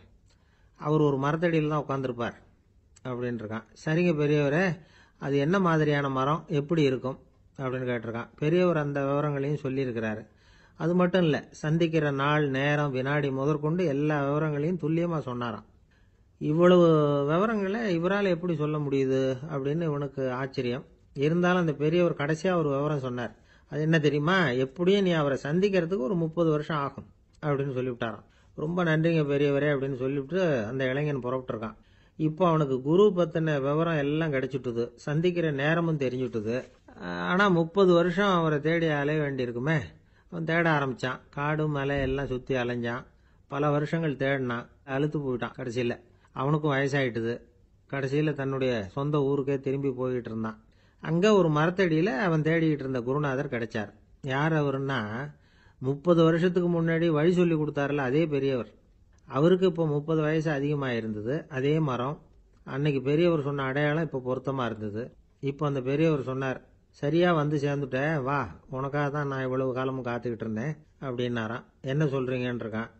30 வருஷத்துக்கு முன்னாடி என்கிட்ட வந்தியே, அப்பவே என் காலம் வந்து முடிஞ்சு போயிருந்தது. அப்பவே என்ன உனக்கு அடையாளம் தெரியல, அதனால இவ்வளவு காலம் உனக்காக காத்துட்டு இருக்கும்படி ஆயிட்டுது அப்படின்னாராம். ஐயா, அப்பவே நீங்க சொல்லியிருக்கலாமே, இதுதான் 30 வருஷம் கழிச்சு நீ சந்திக்க போற இடம், நான் தான் உன்னுடைய குரு அப்படின்னு சொல்லியிருக்கலாமே அப்படின்னு இருக்கான். அந்த பெரியவர் சிரிச்சுக்கிட்டே இதுக்கு பதில் சொன்னாராம், நான் எவ்வளவோ விவரமாக தான் சொன்னேன், நீ சரியா புரிஞ்சுக்கல. காரணம், அப்போ நீ போதுமான அளவுக்கு பக்குவம் பெற்றிருக்கவில்லை. அதனால புரியும் சக்தி இல்லாமல் போயிட்டுது. அப்போ 30 ஆண்டு காலம் நீ அலைஞ்சு தெரிஞ்சிருக்கிற, அது காரணமா இப்போ உனக்கு அந்த பக்குவம் வந்துட்டுது. அதனாலதான் அடையாளம் காண முடிஞ்சது, நானே உன்னுடைய குரு அப்படின்னாராம். இதுல இருந்து என்ன தெரியுதுன்னா, ஆன்மீகத்துல மாணவனாக சேர்றதுக்கு கூட ஒரு பக்குவத்தன்மை தேவைப்படுது. ஒரு பெரிய ஞானி, அவர்கிட்ட சீடனா இருக்க ஒருத்தன் வந்தான், எதிரில் நின்னான். ஞானி அவனை வெகு நேரம் உற்று பார்த்தார். அப்புறம் சொன்னார், சீடனா இருக்கிறது ரொம்ப சிரமம்னார். நான் தயாரா இருக்கிறேன்னா. அது இன்னமும் சிரமமாச்சே, இங்கே வந்து குருவா இருக்கிறது மட்டுமே சுலபம் அப்படின்னாராம். அப்படின்னா நான் குருவாவே ஆயிடுறேன் அப்படின்னானா. இது போலவே இந்த காலத்துல கதை ஒன்று உண்டு. ஒரு பள்ளிக்கூடத்துல வகுப்பு ஆசிரியர் மாணவனை திட்டிக்கிட்டு இருந்தார். டேய், நீ 100க்கு 10 மார்க் தான் வாங்கிட்டு இருக்க, இவ்வளவு மோசமா நீ படிச்சா கடைசியில மாடு மேய்க்கிறது கூட லாய்க்கு இல்லாதவனா ஆயிடுவ, அதுக்கப்புறம் என்ன செய்ய போற அப்படின்னாராம். பையன் தலையை சொரிஞ்சுக்கிட்டே சொன்னானா, சார் அப்படின்னா ஒன்று செய்யறேன் அப்படின்னானா. இவர் கேட்டிருக்கார், என்ன செய்ய போறேன்னு. வேற என்ன சார், உங்களை மாதிரி ஒரு ஆசிரியர் ஆயிடுறேன் அப்படின்னானா. இமயமலை அடிவாரத்துல ஒரு மடம். அங்க ஒரு சன்னியாசி இருந்தார். அவர்கிட்ட ஒருத்தர் வந்தார். சுவாமி, ஆசையை உதற நினைக்கிறேன், முடியல, ஒட்டிக்கிட்டே வருது அப்படின்னாராம். இப்படி உட்கார, ஒரு கதை சொல்றேன் அப்படின்னு சொல்லி அவர் சொல்ல ஆரம்பிச்சாராம். அவர் சொன்ன கதை என்னன்னா, ஒரு ஊர்ல ஒரு ஆள் இருந்தான். அவன் பேரு குப்புசாமி. அவன்கிட்ட எப்பவும் ஒரு பழைய தொப்பி இருக்கும், விடவே மாட்டான். அதனால அவனை எல்லாரும் தொப்பி சாமி அப்படின்னு தான் கூப்பிடுறது வழக்கம். ஒரு புது தொப்பி வாங்கிக்கப்படாதாப்பா அப்படின்னு நண்பர்கள்லாம் சொல்லி பார்த்தாங்க. பணத்துக்கு எங்க போவேன் அப்படின்னு விட்டானான். பணம் வச்சிருக்கான், செலவு பண்ண மனசு வரல, மகா கஞ்சன். பழைய பாட்டில்கள்லாம் வாங்கி வித்துக்கிட்டு இருந்தான். அப்படி ஒரு தடவை பழைய கண்ணாடி சாமான்களை ஏலத்தில் எடுத்தப்போ அதில் ஒரு அருமையான சென்ட் பாட்டில் கிடைச்சிது. உடனே ஒரு ஐடியா பண்ணான். அந்த சென்ட்டை வந்து சின்ன சின்ன பாட்டில்களில் அடைச்சி ஜன்னல் ஓரமாக அடுக்கி வச்சுட்டான். அதை விற்றா நிறைய பணம் கிடைக்குமே, அதனால. இதுக்கு இடையில ஒரு நாள் அவன் வந்து அப்படியே உட்காந்துருந்தான். அந்த நேரம் நண்பன் வந்தான். ஏண்டா, உன் பழைய தொப்பியை மாற்றப்படாதா, ஊரில் எல்லாரும் கேலி பேசுகிறாங்களே உன்னை தொப்பி சாமின்னு அப்படின்னு சொல்லி கேட்டிருக்கான். இந்த சென்ட்டு பாட்டில் விற்றதும் பணம் வரும், அதுக்கப்புறம் பார்க்கலாம் அப்படின்னு நானா இவன். சரி வா, நீச்சல் குளத்துக்கு போயிட்டு வருவோம் அப்படின்னு கூப்பிட்டுருக்கான் நண்பன். 2 பேரும் போனாங்க. அதே நேரம் அந்த ஊர் நீதிபதியும் அங்கே குளிக்க வந்தாராம். அவர்கிட்ட இருந்தது விலை வசந்த ஒரு புது தொப்பி. அதை அங்கே இருந்த ஸ்டாண்டில் மாட்டிவிட்டு குளிக்க போனார். இதுக்கிடையில் குப்புசாமி குளிச்சுட்டு வந்தான். அவனுடைய பழைய தொப்பியை காணல. அந்த புது தொப்பியை பார்த்தா இது நண்பனுடைய வேலை தான் அப்படிங்கிறதாக புரிஞ்சுக்கிட்டு அதை எடுத்து மாட்டிட்டு வந்துட்டான். நீதிபதி குளிச்சுட்டு வந்து பார்க்குறாரு, தொப்பியை காணும். போலீஸில் புகார் கொடுத்தார். அவங்க வந்து தேடினாங்க. ஒரு மூலையில் பழைய தொப்பி கிடைச்சிது. அடடா, இது நம்ம குப்புசாமியோட தொப்பி இல்லையா அப்படின்னு நானா ஒருத்தன். உடனே அவன் வீட்டுக்கு தேடிட்டு போயிருக்காங்க. அங்கே போய் பார்த்தா புது தொப்பி அங்கே இருக்குது. உடனே அவனுக்கு 1000 ரூபாய் அபராதம் போட்டாங்களாம். அவன் பணத்தை கட்டிவிட்டு ரொம்ப எரிச்சலோடு வீட்டுக்கு வந்தான். பழைய தொப்பி கண்ணில் பட்டது. மறுபடியும், உன்னால தானே எனக்கு 1000 ரூபா நஷ்டம் அப்படின்னு சொல்லி அதை எடுத்துக்கிட்டு அப்படி போயிருக்கான். அந்த ஊர் குளத்துல வீசி எரிஞ்சிட்டு வந்துட்டான். அது மீன் பிடிக்கிற ஒருத்தன் கையில் சிக்கிச்சு. அவன் வர்ற வழியில் அதை எடுத்து வேகமாக வீசி எறிஞ்சான். அது நேராக குப்புசாமி வீட்டு ஜன்னல் வழியாக உள்ள வந்து இந்த சென்ட்டு பாட்டில்கள் மேலே விழுந்து எல்லாம் உடஞ்சி நொறுங்கி போச்சு. குப்புசாமி பார்த்தான். தோட்டத்தில் ஆழமாக ஒரு குழியை வெட்டினான். அந்த தொப்பியை போட்டான், மூடிவிட்டான். இதை அடுத்த வீட்டுக்காரன் பார்த்தான். ஏதோ புதையல் தான் வச்சிருக்கான் போல இருக்குன்னு நினைச்சான். போலீஸில் போய் புகார் கொடுத்துட்டான். மறுபடியும் போலீஸ் குழியை தோண்டினாங்க. பழைய தொப்பி மறுபடியும் வெளியில் வந்தது. எல்லாரும் சிரிக்கிறாங்க. அன்னைக்கு ராத்திரியே அந்த தொப்பியை எடுத்துக்கிட்டு நேராக புறப்பட்டான். ஒரு கல்லில் அதை சேர்த்து கட்டி குடிநீர் தொட்டி இருக்கும்ல, அதில் போட்டுட்டு வந்துட்டான். இனிமேல் என்ன பண்ணும் பார்ப்போன்னு. ஒரு நாள் திடீர்னு குழாயெல்லாம் அடைப்பட்டு போச்சு. மாநகராட்சி அலுவலர்கள் என்னன்னு பார்த்தா அந்த பழைய தொப்பி குழாயை அடைச்சிக்கிட்டு இருக்குது. இது குப்புசாமியோட தொப்பிங்கிறது தான் எல்லாருக்கும் தெரியுமே. உடனே குடிநீரை பாழாக்கணத்துக்காக குப்புசாமிக்கு கோர்ட்டு 2500 ரூபாய் அபராதம் போட்டுவிட்டுது. அதையும் கட்டிவிட்டு வெளில வந்தான். கடைசியா முடிவு பண்ணான். ஒரு நெருப்பு குச்சியை கிழிச்சான். தொப்பியை கொளுத்தினான். எரிஞ்சது. எடுத்து வெளில எரிஞ்சான். கொஞ்ச நேரத்தில் தீ அணைப்பு படம் வந்துட்டுது. ஆமா, இவன் எடுத்து எரிஞ்சது வெளியில விழுந்து வீட்டு கூரையே பத்திக்கிட்டு எரிய ஆரம்பிச்சுட்டுது. அவனோட பணத்தாசையும் அதோட சேர்ந்து எரிஞ்சு போச்சான். இப்படி ஒரு கதை. இந்த கதையை சொல்லி முடிச்சார் அந்த இமயமலை அடிவாரத்தில் இருந்த சன்னியாசி. இப்ப அந்த குப்புசாமி எங்க இருக்கிறான்னு கேட்டார் எதிரில் இருந்தவர். இதோ உன் எதிரிலே இருக்கிறான், நான் தான் அந்த குப்புசாமி அப்படின்னாராம் அந்த சன்னியாசி. அந்த குப்புசாமி கிட்ட இருந்தது மாதிரி ஒரு பழைய தொப்பி நம்ம ஒவ்வொருத்தர்கிட்டையும் உண்டு. அதை எப்படி தொலைக்கிறதுன்னு தெரியாம தடுமாறிக்கிட்டு இருக்கிறோம். அது என்ன தொப்பிங்கிறீங்களா? அதுதான் நம்மை சூழ்ந்திருக்கிற மாயை அப்படிங்கிறார் சுவாமி சின்மயானந்தர். மெய்ஞானம் கிடைக்கிறப்போ மாயை எரிஞ்சு போகும் அப்படிங்கிறது அவருடைய கருத்து. நம்மால் ஒருத்தர் வேகமா ஓடி வந்தார். காலில் மாட்டியிருந்த பழைய செருப்பு ரெண்டையும் ஆவேசமா தூக்கி ஒரு கிணத்துல போட்டுட்டு வெறுங்காலோட நடந்து வந்துகிட்டு இருக்கிறார். ஏன் அப்படி பண்ணீங்க அப்படின்னு கேட்டோம். அந்த செருப்புக்கு சொந்தக்காரன் பின்னாடி வந்துகிட்டு இருக்கிறான், அதனால அப்படி பண்ணேன் அப்படிங்கிறார் இவர். காசியில் இருக்கிற கடவுள் காசி விஸ்வநாதர், அங்க இருக்கிற தேவி காசி விசாலாட்சி.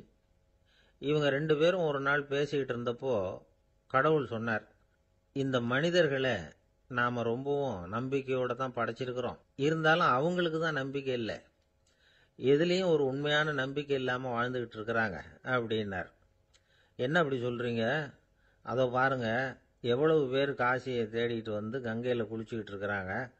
அவங்கெல்லாம் நம்பிக்கை இல்லைன்னா இவ்வளவு தூரம் தேடிட்டு இங்கே குளிப்பாங்களா அப்படின்னு நாங்கள் தேவி.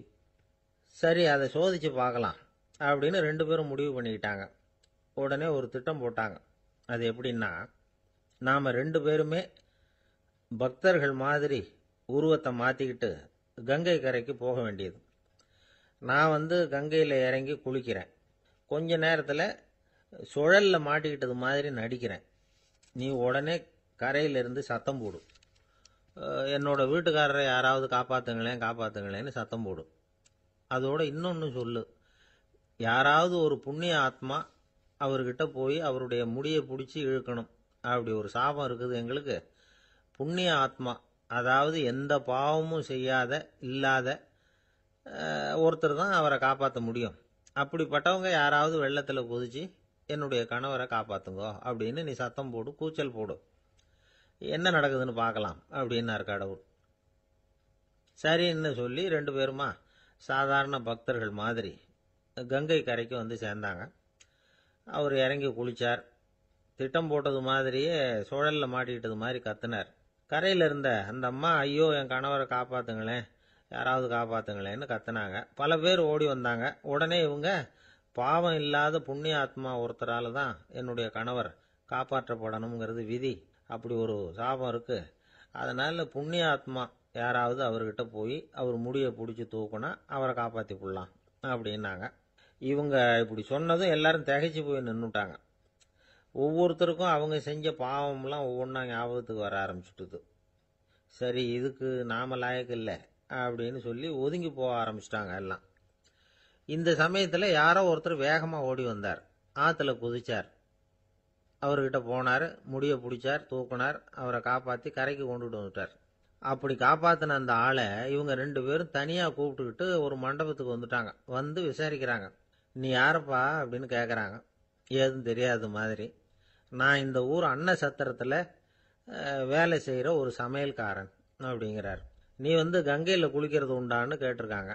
நான் இந்த ஊர்லேயே தான் இருக்கிறேன், இருந்தாலும் தினமும் கங்கையில் குளிக்கிறது இல்லை, எப்பாவது ஒரு நாள் அங்கே குளிப்பேன் அப்படின்னார். கங்கையில் மூழ்கி எழுந்திரிச்சா பாவம்லாம் தொலையும்னு சொல்கிறாங்க. அப்படி இருக்கிறப்போ அங்கே இன்னைக்கு கங்கையில் குளிச்சுக்கிட்டு இருக்கிறவங்கெல்லாம் தங்களை புண்ணிய ஆத்மாவா நினைக்கல. கங்கையில் குளிக்காத நீ உன்னை புண்ணிய ஆத்மாவா நினைச்சி என்னை காப்பாற்ற வந்திருக்கிற, அது எப்படி அப்படின்னு கேட்டார். அதுக்கு அந்த ஆள் சொல்கிறான், கங்கையில் குதிச்சதுக்கு அப்புறம் தானே உங்களை காப்பாற்ற போகிறோம், அப்படி குதிக்கும் பொழுது என்னுடைய பாவம்லாம் போயிருக்கும்ல, நான் புண்ணிய ஆத்மாவா ஆயிருப்பேனே, அதனால தான் துணிஞ்சு உங்களை காப்பாற்றினேன் அப்படின்னா. கடவுளும் தேவியும் அவனுக்கு காட்சி கொடுத்தாங்களாம். இப்படி ஒரு கதை உண்டு. அதாவது கங்கையில் குளிச்சுக்கிட்டு இருக்கிறவங்களுக்கே தங்களுடைய பாவம் போகுங்கிற நம்பிக்கை பரிபூர்ணமா இல்லை. குளிக்காத ஒருத்தனுக்கு அந்த நம்பிக்கை இருந்தது. அதனால அவனால் கடவுளை பார்க்க முடிஞ்சது. கடவுளை நாமளும் பார்க்க முடியுமா முடியாதா அப்படிங்கிற குழப்பம்லாம் நமக்கு வேண்டியதில்லை. நம்பிக்கையோடு வாழணுங்கிற உண்மையை மட்டும் இந்த கதையிலேருந்து புரிஞ்சுக்கிட்டா போதும். ஏன்னா இந்த கதையை கேட்டுட்டு ஒரு நண்பன் குதர்க்கமாக ஒரு கேள்வி கேட்டான். ஏன் சார், கங்கையில் குளிச்சா பாவம் போயிடும்னு சொல்கிறீங்களே, நான் எனக்கு வேண்டாத ஒருத்தனை அழைச்சிட்டு போய் கங்கையிலேயே தள்ளி விட்டுட்டு அதுக்கப்புறம் அங்கேயே முழுக்க போட்டுட்டு நான் செஞ்ச பாவத்தை அதுலேயே கழுவி விட்டுட்டு மறுபடியும் உங்ககிட்ட வந்துடுறேன்னு வச்சுக்கோங்க, நீங்கள் என்னை புண்ணிய ஆத்மான்னு ஏற்றுக்குவீங்களா அப்படிங்கிறான். ஆள் கொஞ்சம் அசந்தான் நம்மளே அங்கே அழைச்சிட்டு போனாலும் போயிடுவான். 13வது பாடல். புள்ளின்வாய் கீண்டானே பொல்லா அரக்கனை கிள்ளிக் களைந்தானே, கீர்த்திமை பாடிப்போய் பிள்ளைகள் எல்லோரும் பாவை களம் புக்கார், வெள்ளி எழுந்து வியாழம் உறங்கிற்று புள்ளும் சிலம்பினகான், போதறிக் கண்ணினாய் குள்ளக் குளிரக் குடைந்து நீராடாதே பள்ளி கிடத்தியோ, பாவாய் நீ நன்னாளால் கள்ளம் தவிர்ந்து கலந்தேலோர் எம்பாவாய். கண்ணழகு படைத்த பெண் ஒருத்தியை இப்பாசுரத்தால் எழுப்புகிறார்கள். மலரில் உள்ள வண்டுகள் போன்று அழகிய கண்களை உடையவளே, கொக்கு வேடத்தில் வாயை பிளந்து கண்ணனை விழுங்க எண்ணிய பகாசுரனை அவன் வாயை கிழித்து அழித்த கண்ணபெருமான், கொடியவனான ராவணரது தலைகளை அறுத்து அழித்த ராமபிரான், அவர்களது வீர வரலாறுகளை பாடிக்கொண்டு இளம்பெண்கள் எல்லோரும் பாவை நோன்புக்குரிய இடத்திற்கு எப்போதோ சென்று விட்டனர். வானத்திலேயோ குரு என்கிற கோள் மறைந்து சுக்கிரன் உதயமாகிவிட்டான். பட்சிகள் வீதியெல்லாம் பறந்து சப்திக்கின்றன. இந்த மார்கழி விடியல் விடியும் முன்பே உடல் நன்கு குளிரும்படி மடிவில் குடைந்து குடைந்து நீராட வேண்டாமா? இன்னும் படுக்கையில் சுருண்டு கிடக்கலாமா? நல்ல நாளும் அதுவுமாக இப்படி இருக்கிறாயே, அப்படி உனக்கு என்ன தனிய அனுபவம்? உன் மனதில் உள்ள கள்ளத்தனத்தை விடுத்து எங்களோடு சேர்ந்து வா என்று அழைக்கிறார்கள். இதை ரசமாக அனுபவிக்கிறவர்கள் முதல் பாடலிலே மனத்துக்கினியான் என்று ராமனை பேசிவிட்டதால் இந்த ஆயர்பாடிக்குள்ளே ஒரு பெரிய விவாத கோலாகலம் ஏற்பட்டு விட்டதாம். அதாவது சர்ச்சை. அது யாரடா அது? கண்ணனுடைய ஊரிலே ராமனுடைய கதையை பேசி கொண்டிருக்கிறார்களே என்று சில பேர், சில ஆயர்கள் கோபப்படவும், ஏன் அப்படி பேசக்கூடாதா என்று சில பேர் மறுபடியும் எதிர்ப்பக்கம் விவாதிக்கவும், ஒரு பட்டிமண்டபத்தை போலவே ஒரு விவாதம் அங்கு தொடங்கிவிட்டது என்று அனுபவிப்பார்கள். ஏனென்றால் இந்த பாடல் எப்படி வருகிறது? புள்ளின்வாய் கீண்டானி என்று கண்ணபெருமான் பகாசுரனை அழித்த கதையை சொல்லி பிறகு பொல்லா அரக்கனை கிள்ளிக் களைந்தானே என்று ராமாவதார கதையையும் சேர்த்து பேசுகிறார்கள். அதை எப்படி சொல்லுகிறார்கள்? கண்ணனுடைய ஸ்தலத்தில் ராமனுடைய கதையா என்று ஒருவர் கேட்க, ஏன் முன்பு ராமனை பாடிய காலத்திலே நாம் கண்ணனை சேர்த்து பாடியது இல்லையா? அந்த காரணமாக வருக வருக வருக இங்கே வாமன நம்பி வருக, கரிய குடல் செவ்வவாய் முகத்து என் காகுத்த நம்பி வருக என்று ஆண்டாளே பாடியிருக்கிறாளே. எனவே ஆண்டாள் சிற்றில் சிதைத்தல் பாடுகிற காலத்தில் சீதவாய் அமுதம் உண்டாய் எங்கள் சிற்றில் சிதையேல் என்று பாடியிருக்கிறாளே. அந்த அனுபவத்தை எல்லாம் இங்கே குறிப்பிடுகிறார்கள். வருக வருக என்று ஆழ்வார் அனுபவித்ததையும் சிற்றில் சிதைக்காதே என்று ஆண்டாள் அனுபவித்ததையும் இந்த இடத்தில் மேற்கோளாக காட்டி, இந்த அயோத்தியிலே ராமபெருமானுடைய புகழை பேசுவது போல ஆயர்பாடியில் கண்ணன் புகழ்தான் பேச வேண்டும் என்ற கட்டாயம் இல்லை, இடம் மாறி பேசினாலும் ஒன்றும் தவறு இல்லை என்று ஒப்பந்தமாயிற்று என்று இதை வேறு ஒரு கோணத்திலே பேசுவார்கள். தீவிர பற்று உடையவர்கள் எப்போதும் இது போன்ற பிரச்சனைகளில் ஈடுபடுவது என்பது தவிர்க்க முடியாதது. புள்ளின்வாய் கீண்டானே பொல்லா அரக்கனை கிள்ளிக் களைந்தானே, பறவை வடிவத்திலே வந்தவனை அவன் அழித்தவன். பள்ளத்தில் மேயும் பறவை உருக்கொண்டு கள்ள அசுரன் வருவானை தான் கண்டு புள்ளிதுவென்று பொதுக்கோ வாய்க்கின்றான், அப்படியே வாய்க்கிண்டிட்டான், அப்படியே கிழித்து எறிந்து விட்டான். அப்படி அழித்த வரலாற்றை சொன்னவர்கள் பொல்லா அரக்கனை கிள்ளிக் களைந்தானே என்று ராவணனை கொன்றதை பேசுகிறார்கள். இந்த எழுப்புகிற பெண்கள் இந்த பாடலை எல்லாம் கருத்தை எல்லாம் சொல்லி எழுப்புகிறார்கள். உரை கண்டவர்கள் கேட்டார்கள், பொல்லா அரக்கன் என்ற ராவணனை குறிப்பிட்டால் நல்ல அரக்கன் உண்டோ? என்ன நயம் பாருங்கள். உண்டு, அரக்கர் குலத்தில் பிறந்தாலும் விபீஷணன் நல்ல அரக்கன், ராவணனோ பொல்லா அரக்கன். அவனோடு பெரிதாக போர் செய்தார் என்று சொல்ல முடியாதான், கிள்ளி களைந்தார். தமிழில் ஒரு பழக்கம் உண்டு, யாராவது ரொம்ப அலட்சியமாக நினைச்சா என்ன கிள்ளுக்கிறேன்னு நினைச்சுக்கிட்டியா என்று கேட்பார்கள். அப்படி ராவனுடைய தலைகளை ராமன் கிள்ளினானான், கிள்ளி களைந்தானே. அதுக்கு வேற ஒரு பொருள் உண்டு. தன்முனைப்பு உள்ளவர்கள் பரமாத்மாவால் அழிக்கப்படுவார்கள் என்கிற அந்த உணர்வு 10 தலை ஒருவருக்கு உண்டு என்ற கதையை அப்படியே எடுத்துக்கொள்வதை விட, பன்முகமாக ஆசை தலி விரித்து ஆடுகிற போது ஒருமுகமுடைய பரமாத்மா மனதை நாம் ஒருமுகப்படுத்தினால் நமக்கு உள்ளே இருக்கிற பன்முகம் அழிந்து போகும் என்று உருவகமாக எடுத்துக்கொண்டு அனுபவிப்பவர்களும் உண்டு. இப்படி ராவணனை அழித்த வரலாற்றை பேசி கீர்த்திமை பாடிப்போய் பிள்ளைகள் எல்லோரும் பாவை களம் புக்கார். இந்த நெல் பயிரிடுகிற இடத்துக்கு நெற்களம் என்று பெயர். அதுபோல் பாவையின் நோன்பு நோற்கிற இடத்துக்கு பாவைக்களம் என்று பெயர்.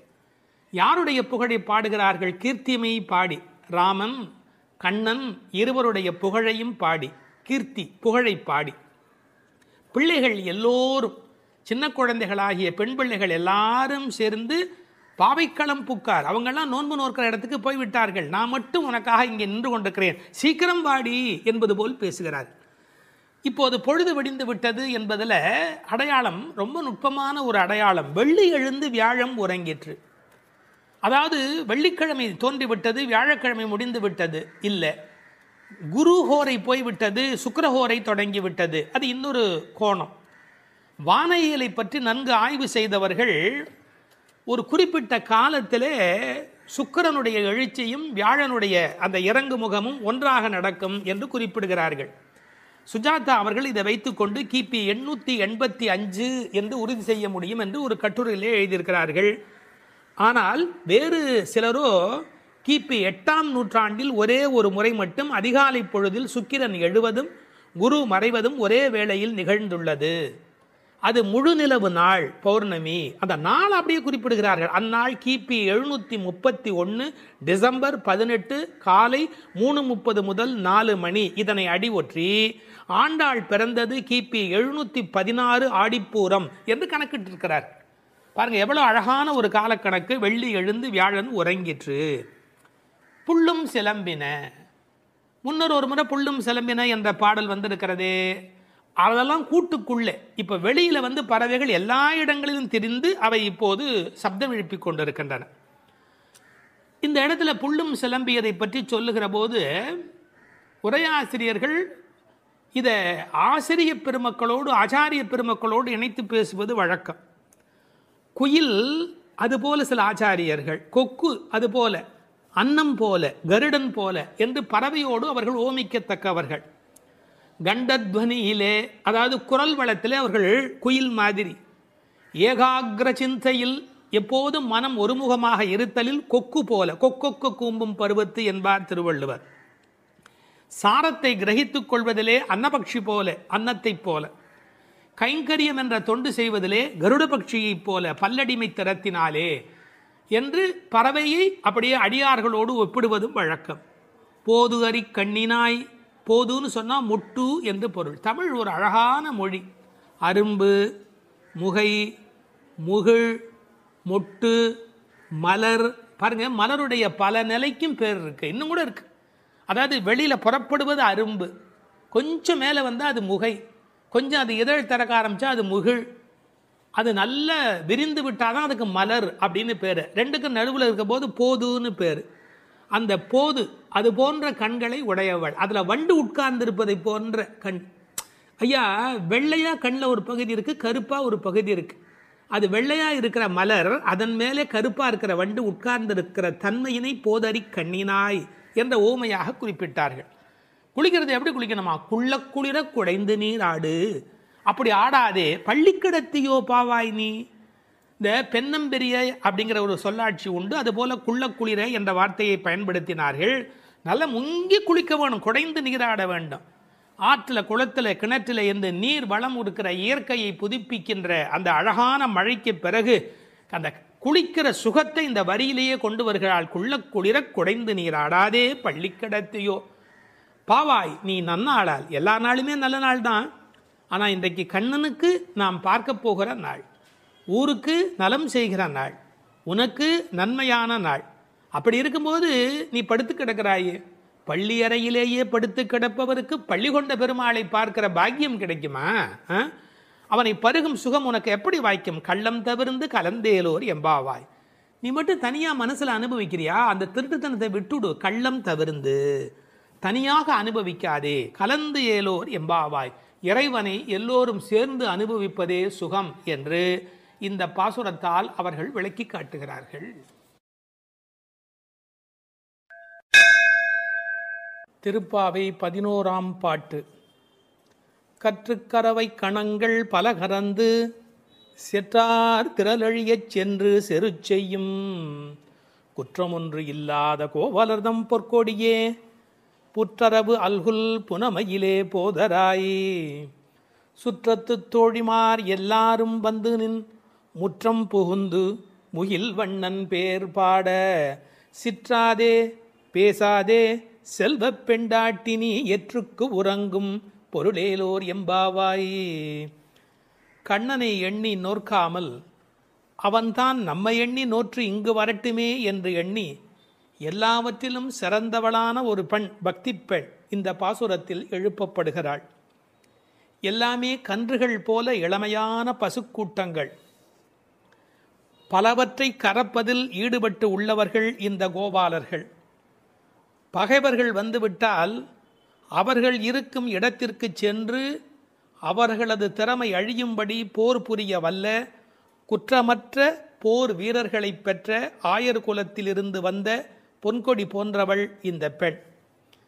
புற்றிலே உள்ள நாகத்தின் படம் போன்ற மறைவிடத்தையும் காட்டில் உலவும் மயில் போன்ற சாயலையும் உடையவளே, எழுந்து வா. நமது ஆயர்குடி பெண்கள் எல்லோரும் உன் வீட்டு முற்றத்திலே கூடி மேக நிறமுடைய கண்ணனது திருப்பெயர்களை கூறி பாடி மகிழ்கிறோம். நீயோ அசைவதே இல்லை, வாய் திறந்து பேசுவதும் இல்லை. அப்படி என்ன பெரும் செல்வமடி உனக்கு? இந்த உறக்கத்தில் உனக்கு என்ன அவ்வளவு ஈடுபாடு? எழுந்து வா என வெளியில் உள்ள பெண்கள் உள்ளே உறங்கும் பெண்ணை எழுப்புவதாக அமைந்துள்ள பாடல்.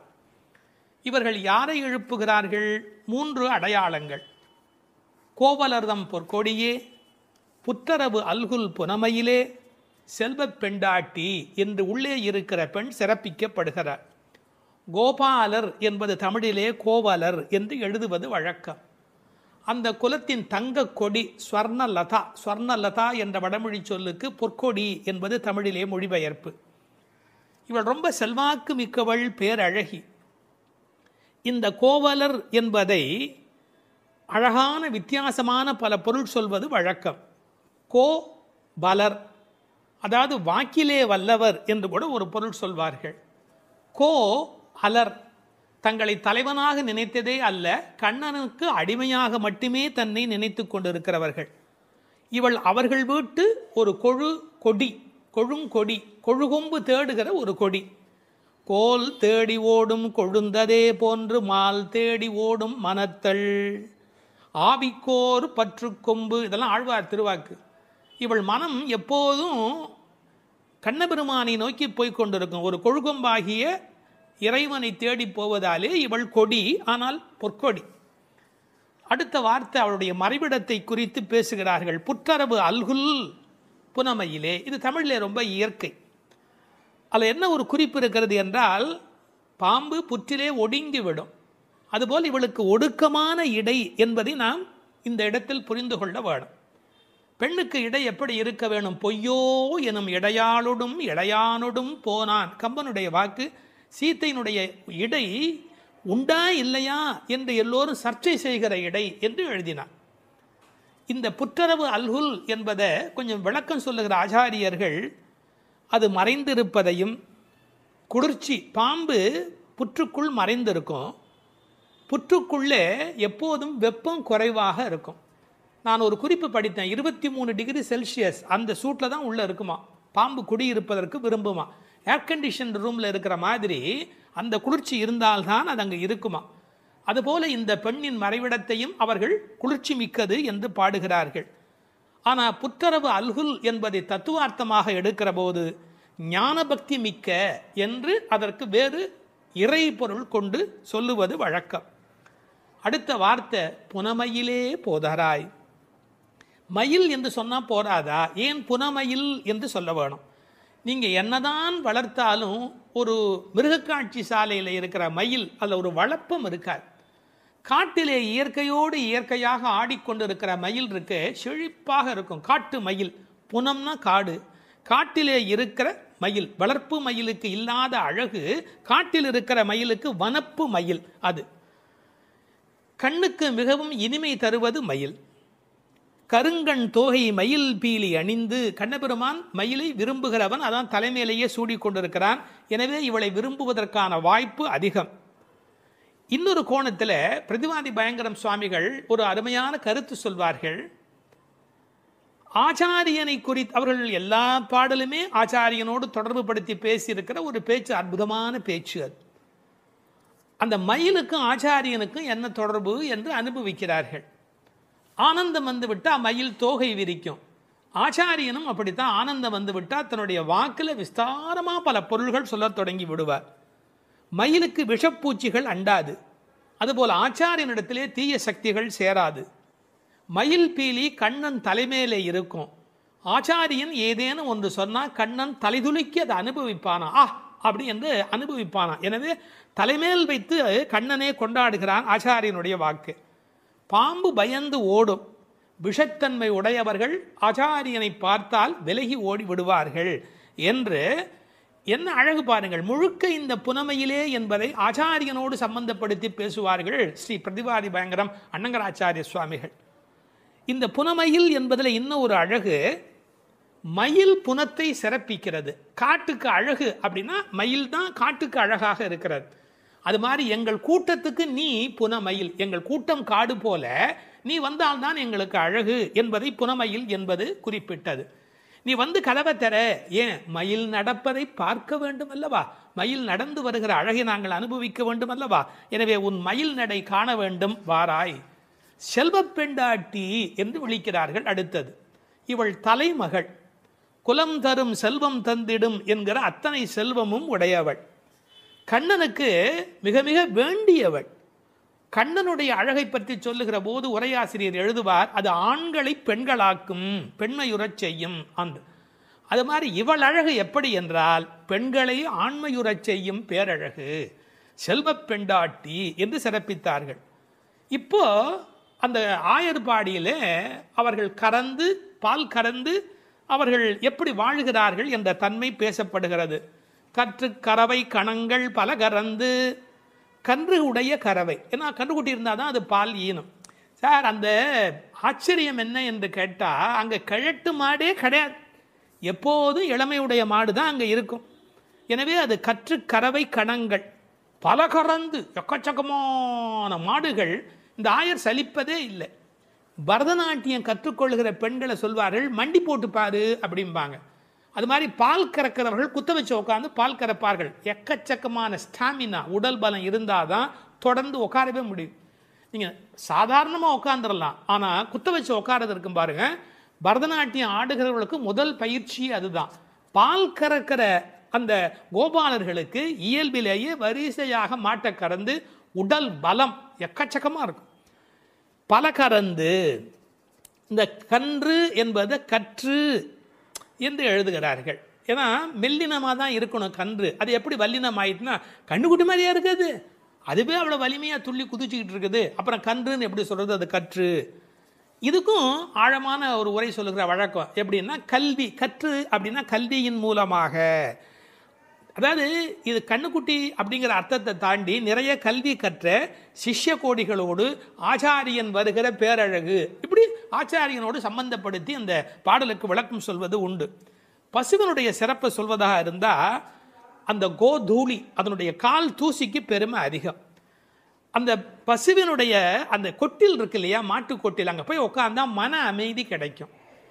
வாழ்க்கையில் மனதில் ரொம்ப அதிக துன்பம் உடையவர்கள் பசுக்கள் குடியிருக்கிற கொட்டிலில் போய் பசுக்களை தொட்டு தடவி கொஞ்ச நேரம் அங்கே இருந்தால் அடைய முடியாத அமைதி அடைவார்கள், நோயிலே இருந்து நீங்குவார்கள் இப்போ கண்டுபிடிச்சிருக்கிறாங்க.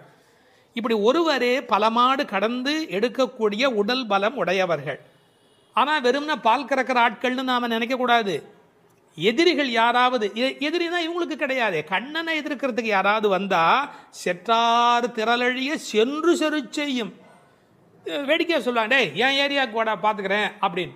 அது மாதிரி சிங்கத்தை குகையிலேயே சந்திப்பது போல எதிரிகளுடைய கோட்டைக்கு உள்ளேயே புகுந்து அவர்களை அடித்து நொறுக்குவார்கள். கிருஷ்ணனுடைய எதிரிகளை தங்கள் எதிரிகளாக நினைத்துக் கொள்வார்கள். செற்றார் திரளழிய சென்று செரு செய்யும். ராமனை பற்றி பாடும்போது சென்று அங்கு தென்னிலங்கை செற்றாய் திரள் போற்றினாலே, இந்த ஆயர்பாடியில் இருக்கிற கோபாலரும் சென்று சண்டையிடுகிறவர்கள். குற்றம் ஒன்றில்லாத கோவலர். அவங்களுக்கு இடக்கை வழக்கை தெரியாது. படித்து வந்தானே சார் விஷமம் பண்ணுவான், கல்வி உள்ளவன் தானே அதிக வம்பு பண்ணுவான். இவங்களுக்கு எந்த குற்றமுமே கிடையாது. அப்படிப்பட்ட கோவலர்தம் பொற்கொடியே சுற்றத்து தோழிமார் எல்லாரும் வந்து அத்தனை பேரும் வந்துட்டோம். முடி உன் வீட்டு வாசல்ல நிற்கிறோம், தேகபந்துக்கள் ஆத்ம பந்துக்கள் என்று எல்லாருமா நாங்கள் உன் வீட்டு வாசல்ல வந்து நிற்கிறோம். நீ முற்றம் புகுந்து முகில்வண்ணன் பேர் பாட, உங்க வீட்டு கதவை திறந்து நாங்கள் தொட்டி முற்றத்துக்குள்ளேயே வந்து நிற்கிறோம். வீடு கட்டுகிறவர்கள் பழைய காலத்தில் படி, நடை, கூடம், முற்றம், பின்னால் இருக்கிற இடம் வெளி என்று கட்டுவார்கள். நாங்கள் படியை தாண்டி நடையை தாண்டி வீட்டு முற்றத்துக்குள்ளே வந்து பாடுகிறோம். இன்னும் உன் காதில் கேட்கலையா? அணியரங்கன் திருமுற்றத்து அடியார் தங்கள் இன்பமிகு பெரும் குழுவும் கண்டு. பெருமாள் திருமொழியில் இருக்கிற வாக்கு. ரங்கநாதனுடைய முற்றத்தில் வந்து நின்று கொண்டு பாடுவார்கள். அதுபோல நாங்கள் இப்போது பாடிக்கொண்டிருக்கிறோம். முற்றம் புகுந்து முகில் வண்ணன் பேர் பாட. ஒரு அழகு சொல்லட்டுமா? உன்னை புனமயில் என்று வர்ணிக்கிறார்கள். மயில் எப்போ ஆடும்? முகில் பார்த்தா ஆடும். கண்ணன் முகில் வண்ணன், நீ புனமயில், அவனுக்கென்று ஆடப் பிறந்தவள். முகில் வண்ணன் பேர் பாட சிற்றாதே. சிற்றாதேன்னா அசையாம கிடக்கிறமா, நீ உடம்பு கூட அசையில. நாங்கள் இவ்வளோ பேர் பாடுறோம், ஒரு குலுங்கல் ஒன்றுமே இல்லையே. பேசாதே, பதிலும் நீ பேச மாட்டேங்கிற. செல்வ பெண்டாட்டி, ரொம்ப உனக்கு நாம் கண்ணனுக்கு வேண்டியவன் அப்படிங்கிற ஒரு ஒரு கர்வம் வந்து விட்டதா? செல்வ பெண்டாட்டி நீ எற்றுக்கு உறங்கும் பொருள் ஏலோர் எம்பாவாய். உறக்கத்தில் அர்த்தமே இல்லையேடி, அர்த்தமில்லாத தூக்கத்தில் போய் ஆழ்ந்து கிடக்கிறாயே என்று பேசுவதாக அமைந்திருக்கிறது இந்த பாடல். 9வது பாடல். தூமணி மாடத்து சுற்றும் விளக்கெரிய தூபம் கமழ துயிலணை மேல் கண் வளரும் மாமன் மகளே, மணிக்கதவும் தாழ்த்திரவாய் மாமீர் அவளை எழுப்பீரோ, உன்மகள்தான் ஊமையோ அன்றிச் செவிடோ அனந்தலோ ஏமப் பெருந்துயில் மந்திரப்பட்டாளோ, மாமாயன் மாதவன் வைகுந்தன் என்றென்று நாமும் பலவும் நவின்றேலோர் எம்பாவாய். அப்பழுக்கற்ற தூய்மையான பரிசுத்தமான மாட மாளிகைகளைச் சுற்றிலும் 4 பக்கங்களிலும் விளக்குகள் ஒளிவிட்டு பிரகாசித்து எரிந்து கொண்டிருக்கவும், அம்மாளிகையைச் சுற்றிலும் அயில் சந்தனம் போன்ற வாசனைப் பொருள்களின் நறுமணம் எங்கும் கமழவும், நல்ல பஞ்சடைத்த மெத்தையில் கண்ணுறக்கம் கொள்ளும் எங்கள் மாமன் மகளே, மாணிக்கங்கள் பதிக்கப் பெற்ற உன் வீட்டு கதவின் தாழ்பாளை திறக்க மாட்டாயா? திறந்து விரைவில் வந்து எங்களுடன் சேர்ந்து கொள்ள மாட்டாயா? மாமிகளே, நீங்களாவது அவளை எழுப்பிவிட மாட்டீர்களா? விடிந்து எவ்வளவு நேரமாகிவிட்டது, நாங்கள் இவ்வளவு நேரம் அவளை அழைத்து கொண்டிருக்கிறோமே, அவளுக்கு என்ன ஆயிற்று? ஒரு வார்த்தை கூட பதில் கூற மாட்டேன் என்கிறாளே, அவள் என்ன பேசும் திறனற்ற ஊமையா? அல்லது நாங்கள் அழைப்பது அவளுக்கு கேட்கவில்லையா, காது கேட்கவில்லையா? அல்லது ஆழ்ந்த பேருறக்கத்தில் படுத்து கிடக்கிறாளா? அல்லது யாரேனும் கட்டுப்படுத்தி அவளை பெருந்துயில் கொள்ளுமாறு செய்து விட்டார்களா? அல்லது ஏதேனும் மந்திரம் மாயம் செய்திருக்கிறார்களா? அதன் வசம் கட்டுப்பட்டு இப்படி பேருறக்கம் கொண்டு கிடக்கிறாளே. நாங்கள் அந்த மாமாய செயல்களில் வல்லவனும் மிகுந்த தவமுடைய இலக்குமியின் கணவனும் வைகுண்டத்திற்கு அதிபதியுமான நாராயணன் பெயரை திரும்ப திரும்ப சொல்லி பக்தி பரவசத்தில் ஈடுபட்டு அவளை அழைக்கிறோமே, அவள் ஏன் இன்னும் எழுந்து வந்து கதவை திறந்து எங்களுடன் சேர்ந்து இறைவன் திருப்பெயரை சொல்லி வழிபட மாட்டேன் என்கிறாள்? நீங்களாவது கேட்டுச் சொல்லுங்களேன் என்கிறார்கள். இந்த பாடலின் திரண்ட பொருள் இது. தூமணி மாடத்து சுற்றும் விளக்கெரிய. விளக்கு எரிப்பதற்கே நிறைய செல்வம் இருக்க வேண்டும். இது சீர்மல்கும் ஆய்பாடி செல்வச் சிறுமியர்கள் வாழுகிற இடம். அந்த வீட்டினுடைய அமைப்பு எப்படி இருக்கிறது? தூய்மையான ரத்தின மணிகள் அப்படியே பதிந்து வைத்திருக்கிறார்கள். ஒரு குறிப்பு எழுதுகிறார்கள், அரசர்கள் அந்தப்புறத்திற்கு சிறந்த மணியை கொண்டு அற்புதமான கட்டடத்தை அமைப்பார்களாம். அங்கு வேண்டாம் என்று ஒதுக்கப்பட்ட கற்களை கொண்டுதான் அரண்மனையையே கட்டுவார்களாம். இது துவளில் மண்டபம், அது தூமணி மாடம் என்று அதற்கு ஒரு விளக்கம் சொல்கிறார்கள். ஆக இழைத்து இழைத்து தூய்மையான மணியினை கொண்டு வந்து கட்டியிருக்கிறார்கள். அது ரத்தின மணி. இந்த பெண் எழுந்திருந்திருக்க வேண்டும், எழுந்திருக்கவில்லை. ஒரு வித்தியாசம் இருக்கிறது. ஒரு குடும்பம் விழிப்பதற்கு முன்பு விழிக்க வேண்டியவள் அந்த வீட்டில் இருக்கிற பெண். ஏனென்றால் ஆண் எழுந்தால் அவனை மட்டும்தான் சுத்தம் செய்து கொள்கிறான். பெண் எழுந்தால் அந்த வீடே சுத்தமாகிறது என்று ஒரு பொன்மொழி சொல்வார்கள். எனவே ஒரு பெண்ணாகி இருக்கிறவள் இப்படி உறங்கிக் கொண்டிருக்கலாமா? தூமணி மாடத்து சுற்றும் விளக்கெரிய. 4 புறங்களிலும் நல்ல விளக்கு எரிந்து கொண்டிருக்கிறது. அது மட்டுமல்ல, அகில் சந்தனம் போன்ற நறுமண புகை வீசுகிறது. தூபம் கமழ. செல்வச் செழிப்பு. துயிலணை மேல் கண் வளரும். அது தூங்குவதற்காகவே அமைக்கப்பட்டிருக்கிற ஒரு பெரிய மெத்தை. அதாவது அந்த மெத்தையை பார்த்தாலேயே வா வா வா வந்து படு என்று அழைப்பதை போல 5 விதமான சிறப்புகள் அமைந்திருக்கக்கூடிய பஞ்சனை அது. அதில் அழகு இருக்கிறது, மென்மை இருக்கிறது, குளிர்ச்சி இருக்கிறது, சுகம் இருக்கிறது. அப்படிப்பட்ட அருமையான அந்த பஞ்சனையின் மீது அவள் படுத்திருக்கிறாள். தமிழிலே தூங்குகிறார்கள் என்று சொல்ல மாட்டார்கள், கண்வளராய் என்று சொல்வார்கள், மங்களம் கருதி. ஏன்னால் தூங்கிவிட்டார் என்றால் அமங்கலமாகிவிடுமே என்பதற்காக கண்வளராய் என்று சொல்லை பயன்படுத்துவது வழக்கம். சின்ன வயதிலிருந்து குழந்தை கண் வளருது என்று ஒரு வார்த்தை சொல்வார்கள். அதில் ஒரு விஞ்ஞான குறிப்பே இருக்கிறது. உண்மையிலேயே கர்ப்பத்தில் குழந்தை தூங்குவதால் தான் வளருகிறது. அது ஒரு 10 மாத காலம் தாயின் கர்ப்பத்தில் கண் திறக்காது. கண் திறந்து விட்டால் ஊமை, அது விதவிதமான குறைபாடு உடைய ஊனமான குழந்தையா வந்து பிறக்கும் என்று விஞ்ஞான குறிப்பு இருக்கிறது. அந்த குழந்தை கண்களை மூடிக்கொண்டு தூங்கிக் கொண்டே இருக்கும். அதில் என்ன ஆச்சரியம் என்று கேட்டால், அப்போதான் அது வளருகிறது. ஒரு புள்ளியிலிருந்து ஒரு குழந்தையாக முழுமையாக வளருகிறது. அந்த கண் வளருதல் என்பதிலே தூங்கும் போது வளர்ச்சி நிகழ்கிறது என்கின்ற ஒரு குறிப்பு இருக்கிறது. மனிதனுக்கு கூட தூக்கம் அவசியம். ஏன்னா உடம்பில் இருக்கிற செல்கள் தங்களை புதுப்பித்துக் கொள்வதற்கு மனிதன் தூங்க வேண்டி இருக்கிறது. அடுத்து உறவு சொல்லி அழைக்கிறாள். மாமன் மகளே. இவள் அந்தணகுல பெண் என்றாலும் ஆயர் குலமகளாக ஆகும் விருப்பத்தின் காரணமாக ஒரு சம்பந்தத்தை ஏற்படுத்தி கொள்கிறாளாம். இதை உரையாசிரியர்கள் எழுதும்போது ஒரு அழகான வாக்கியமாக குறிப்பிடுகிறார்கள். திருவாய்ப்பாடியிலே ஒரு பிரகிருதி சம்பந்தம் தனக்கு உஜ்ஜீவன ஹேதுவாக ஆண்டாள் ஆசைப்பட்டபடி. அழகிய மணவாள பெருமாள் நாயனாருடைய வியாக்கியானத்திலே திருவாய்ப்பாடியிலே ஒரு பிரகிருதி சம்பந்தம் தனக்கு உஜ்ஜீவன ஹேதுவாக ஆண்டாள் ஆசைப்பட்டபடி மாமன் மகளே என்று உறவு சொல்லி அவள் அழைக்கிறாள். மணிக்கதவம் தாழ்த்திரவாய். அது உள்ளிருப்பது வெளியே தெரியும்படி அமைக்கப்பட்டிருக்கிற ஒரு வீடு. அவள் எப்படி தூங்குகிறாள் என்பது கூட வெளியே தெரிகிறது. அந்த கட்டில், அந்த மெத்தை, அந்த விளக்கு எரிகிறது. இந்த பாடலே மிக ரசமான ஒரு பாடல். திருப்பாவையில் 30 பாட்டு அழகு என்று சொன்னால் இந்த பாட்டுக்கு என்று தனியான ஒரு ரசனை உலகத்தில் தனியான ஒரு கூட்டமே உண்டு. மணிக்கதவம் தாழ்த்திரவாய், நீ வந்து திற. ஏன்னா எழுந்து வந்து திறக்கிற போது நாங்களா திறந்து கொண்டு உள்ள வந்தால் அது மரியாதையாக இருக்காது ஒரு வீட்டுக்குள்ளே. நீ வந்து திற.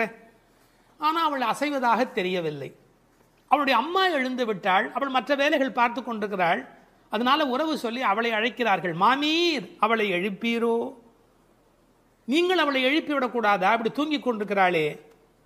உன் மகள்தான் தன்னுடைய தோழியினுடைய தாயை பார்த்து சொல்கிறாள், உன் மகள்தான் ஊமையோ அன்றி செவிடோ.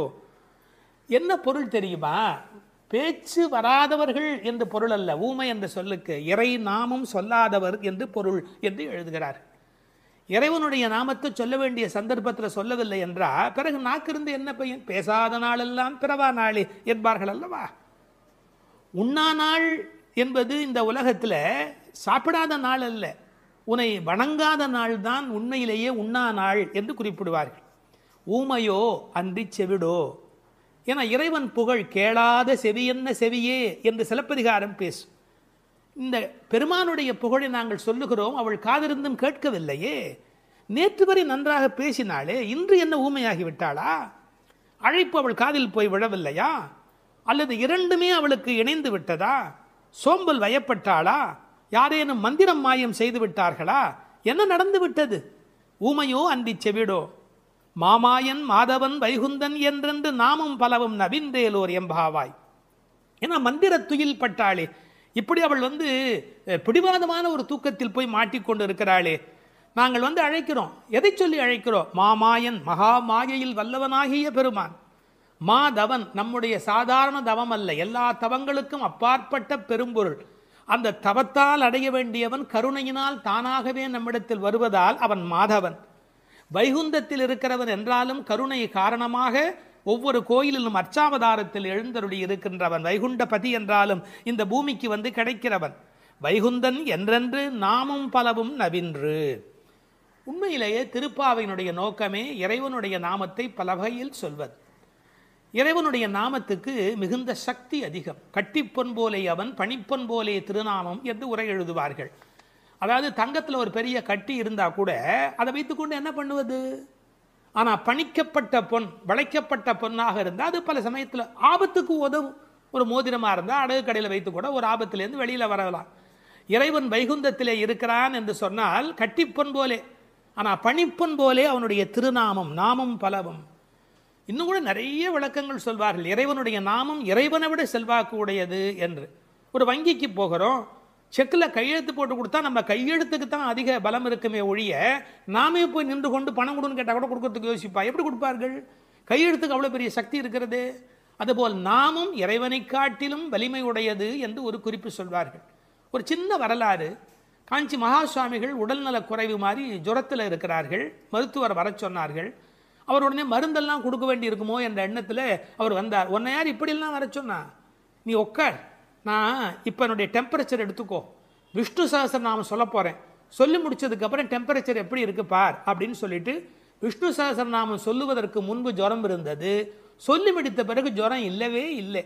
உன்னை எதுக்கு தெரியுமா கூப்பிட்டேன்? மருந்து கொடுத்து தான் இதை காப்பாற்றணுங்கிறது இல்லை, விஷ்ணு சஹஸ்ரநாமம் சொன்னாலேயே ஜுரம் போயிடும்னு தெரிஞ்சுக்கோ என்று ஒரு செய்தி சொன்னதாக ஒரு வரலாறு உண்டு. அவனுடைய நாமம் எல்லா நோய்களையும் போக்கக்கூடியது. அந்த நாமம் பலவும் நவின்றேலோர் எம்பாவாய். அந்த நாமங்களை நாம் வாய் திறந்து பாடுவோம் என்பதாக இந்த பாட்டு நிறைவு பெறுகிறது. திருப்பாவை 10ஆம் பாடல்.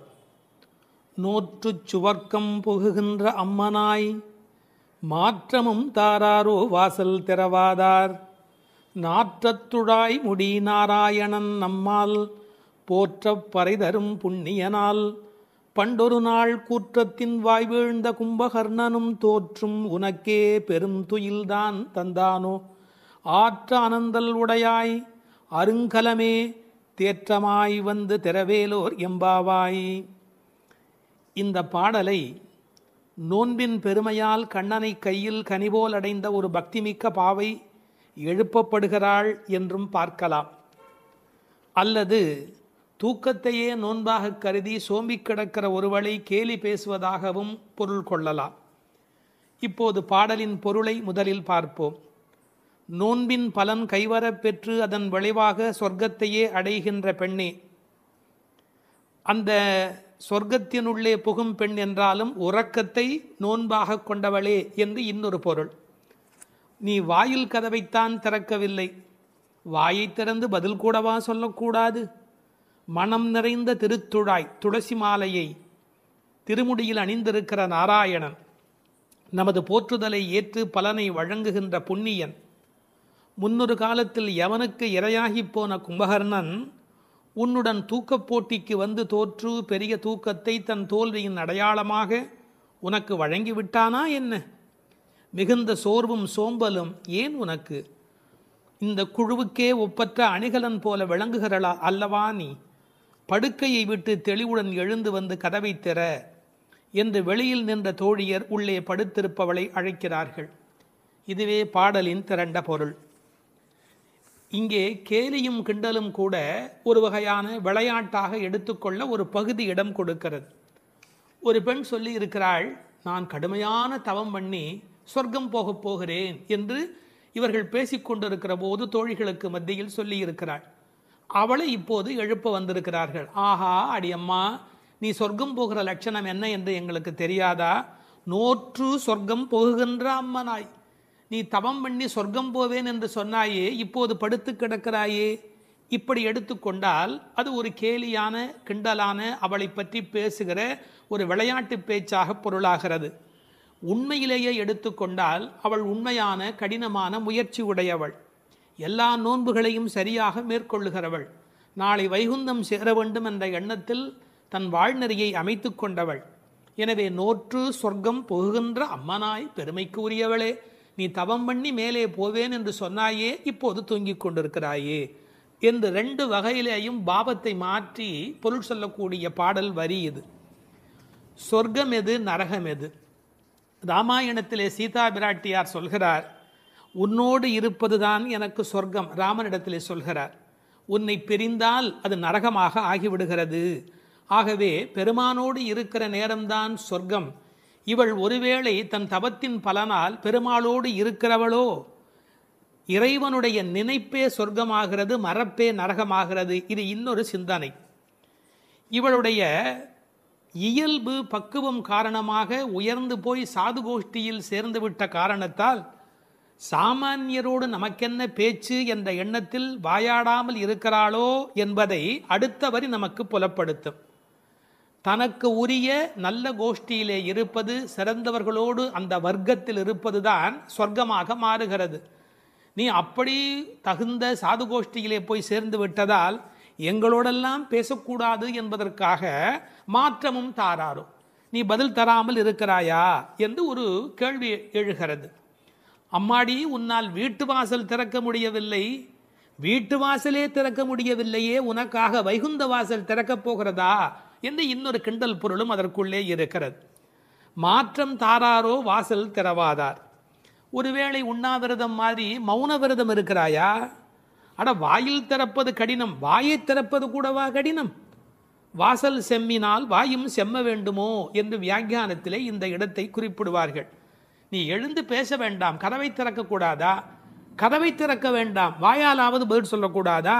ஏன் இப்படி நீ இருக்கிறாய் என்று அந்த பெண்ணை கேட்பது போல் அந்த பாடல் அமைந்திருக்கிறது. அடுத்து நாராயணனை சொல்லுகிறார்கள். நாற்றத் துழாய்முடி நாராயணன். உலகத்திலேயே மிகப்பெரிய சிறப்பு துளசிக்கு உண்டு. பிறக்கும் போதே அது நறுமணத்தோடு பிறப்பது. அதனால்தான் பின்னாலே பாடுகிறார்கள், இருந்தவண்ணாகிலும் கொண்டு வீசுமினி. துளசி கிடைக்கவில்லை என்றாலும் பரவாயில்லை, துளசி இருந்த மண்ணை எடுத்தாவது எங்கள் மீது வீசுங்கள் என்பார்கள். ஒரு பெருமாள் கோயிலுக்குள் போகிற போது நமக்கு கிடைக்கிற மிகப்பெரிய இன்பமே அந்த திருத்துழாய் நறுமணம். பச்சை கற்பூரம் அது இன்னொரு பக்கம், திருத்துழாய் நறுமணம்தான் கோயிலின் சிறப்பழகு. கண்ணன் திருத்துழாய் அணிந்து அங்கு வந்து சென்றால் 100 குழிக்கு தாங்கும் என்று உரை எழுதுவார்கள். அதாவது அவன் வந்து போன வாசம் அந்த இடம் முழுவதும் நிறைந்திருக்குமா.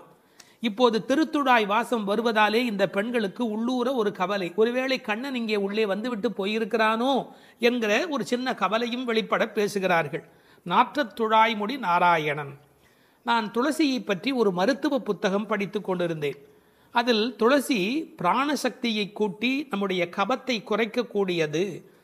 அது மட்டுமல்ல, அது 100 வகையான மேலான மருந்தாக அது பயன்பட்டு கொண்டிருக்கிறது. துளசி, கருந்துளசி, செந்துளசி, நாதுளசி என்று 4 வகையாக அது கிடைக்கிறது. பிராணசக்தியை கூட்டுகிறது என்பதற்காக அப்படியே எடுத்துக்கொள்ளுகிற போது அது முற்றிலுமாக ஒருவருடைய உடலை மாற்றி அமைக்கக்கூடியது. துறவரத்துக்கு போகிறவர்களுக்கு கூட துணை நிற்கக்கூடியது என்று ஒரு குறிப்பு எழுதி வைத்திருக்கிறார்கள். துளசியோடு ஒரு 5 மிளகு வைத்து 3 நாள் சாப்பிட்டால் 3 மாத காலம் ஒரு பெண் அப்படி சாப்பிட்டால் குழந்தை பேர் இல்லாத பெண்களுக்கு வாய்க்கும் என்று எழுதுகிறார்கள். 9 மிளகு வைத்து அரைத்து 7 நாட்கள் வெறும் வயிற்றில் சாப்பிட்டால் எந்த விஷமும் உரியும் என்று எழுதுகிறார்கள். எனவே மருந்தல்ல, மாமருந்தாக விளங்குவது திருத்துழாய். அந்த நாற்றத்துழாய் முடி நாராயணன். திருவடியில் மட்டுமல்ல, அவன் திருமுடியிலும் இருக்கிற மேன்மையும் ஏற்றமும் பெற்றது இந்த திருத்துழாய். அந்த நாராயணன் நம்மால் போற்ற பறைதரும் புண்ணியனால். இந்த நம்மால் என்பதை நம்மால் என்று பிரித்து சொல்வார்கள், நம்மால் என்று சேர்த்து சொல்வார்கள்.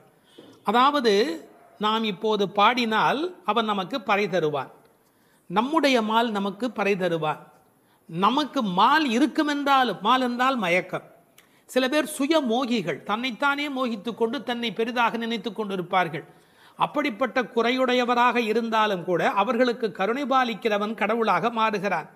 நம்மால் போற்றப் பறை தரும் புண்ணியனால், அவன் புகழை பாடிய மாத்திரத்தில் நமக்கு பறை தருகிறான், புருஷார்த்தங்களை அருளுவதற்கு தயாராக இருக்கின்றான். அடுத்து அந்த பெண்ணை அவர்கள் கேலி பேசுகிறார்கள்.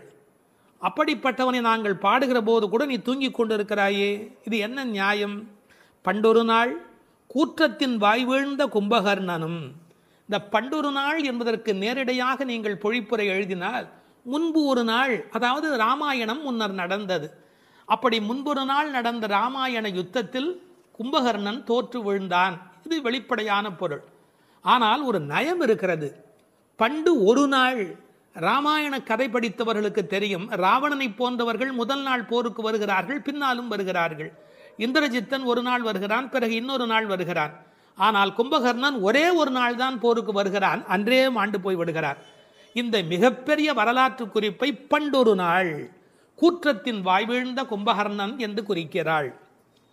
கூற்றத்தின் வாய்வீழ்ந்த கும்பகர்ணன் என்றால் யமனுடைய வாயில் வந்து விழுந்த கும்பகர்ணன். ராமன் கொன்றான் என்று பழி சொல்ல விருப்பமில்லை. ஒருவர் தண்ணீர் குடிப்பதற்கு ஏரி வெட்டி வைக்கிறார், அதில் வந்து ஒருவர் விழுந்து விட்டால் அது ஏரி வெட்டி அவருடைய தவறா? அது மாதிரி தயரதன் பெற்ற மரகத மணித்தடம் ஸ்ரீராமன், அதில் வந்து விழுந்து இறந்தவன் கூற்றத்தின் வாய்வீழ்ந்த கும்பகர்ணன் என்று நயம்பட பேசுகிறார். 6 மாதம் தூக்கமுடையவன் அவன், தோற்றும் உனக்கே பெருந்துயில்தான் தந்தானோ. தோற்றவர்கள், வெற்றி பெற்றவர்களுக்கு ஒரு பரிசு தர வேண்டும். அப்படி கும்பகர்ணன் தோற்றவன் இந்த தூக்கத்தை இவளுக்கு பரிசாக கொடுத்து விட்டு போயிருக்கிறான். கும்பகர்ணன் இவளோடு போட்டி போட்ட போது இவள் வெற்றி பெற்று விட்டாளாம். அந்த கேலி பேசுகிறார்கள், தோற்றும் உனக்கே பெரும் தொழில்தான் தந்தானோ. சோம்பல் எல்லா நோய்களுக்கும் மகப்பேறு மருத்துவ மறை. ஆங்கிலத்திலே என்தூசியாசம் என்று ஒரு வார்த்தை சொல்கிறார்கள். அதை பற்றி ஆழமான பொருள் சொல்லுகிறவர்கள், என்தூசியாசம் என்றால் உற்சாகம் என்று மட்டும் பொருள் அல்ல, இறைமையில் நிறைந்தவர் என்று ஒரு பொருள் கொள்ளுகிறார்கள். எனவே சோம்பல் இறைநிலைக்கு எதிரானது, உயிர்ப்பு இறைநிலைக்கு அடையாளமானது. நீ இப்படி கும்பகர்ணனை போல் தூக்கத்தில் இருக்கிறாயே, நீ அனந்த நிலையில் இருக்கிறார், அதாவது தூக்கமும் இல்லை விழிப்பும் இல்லை, அந்த நிலையில் இருக்கிறாய், ஆற்ற அனந்தல் உடையாய். ஆனால் நீ யார்? எங்களுக்கு அரும் கலை. நீ வந்தால் எங்கள் கோஷ்டிக்கே பெருமை, எங்கள் கோஷ்டியே ஒளி வீசக்கூடியது, எங்களுக்கு நல்ல அணிகலன் நீ. தேற்றமாய் வந்து திரவேலோர் எம்பாவாய். தேற்றமாய் என்றால் படுத்த நிலையிலேயே அப்படியே எழுந்து வெளியிலே வந்து விடாதே. அதுக்கு ஒரு உரை சொல்வார்கள், வால்மீகத்தில் இலக்குவனை பார்க்க தாரை வந்த மாதிரி வந்து விடாதே, நீ உன்னை அழகுபடுத்தி கொண்டு திருத்தமாக வர வேண்டும் என்ற குறிப்பை அருங்கலமே தேற்றமாய் வந்து திரவேல் என்று பாடுகிறார்கள்.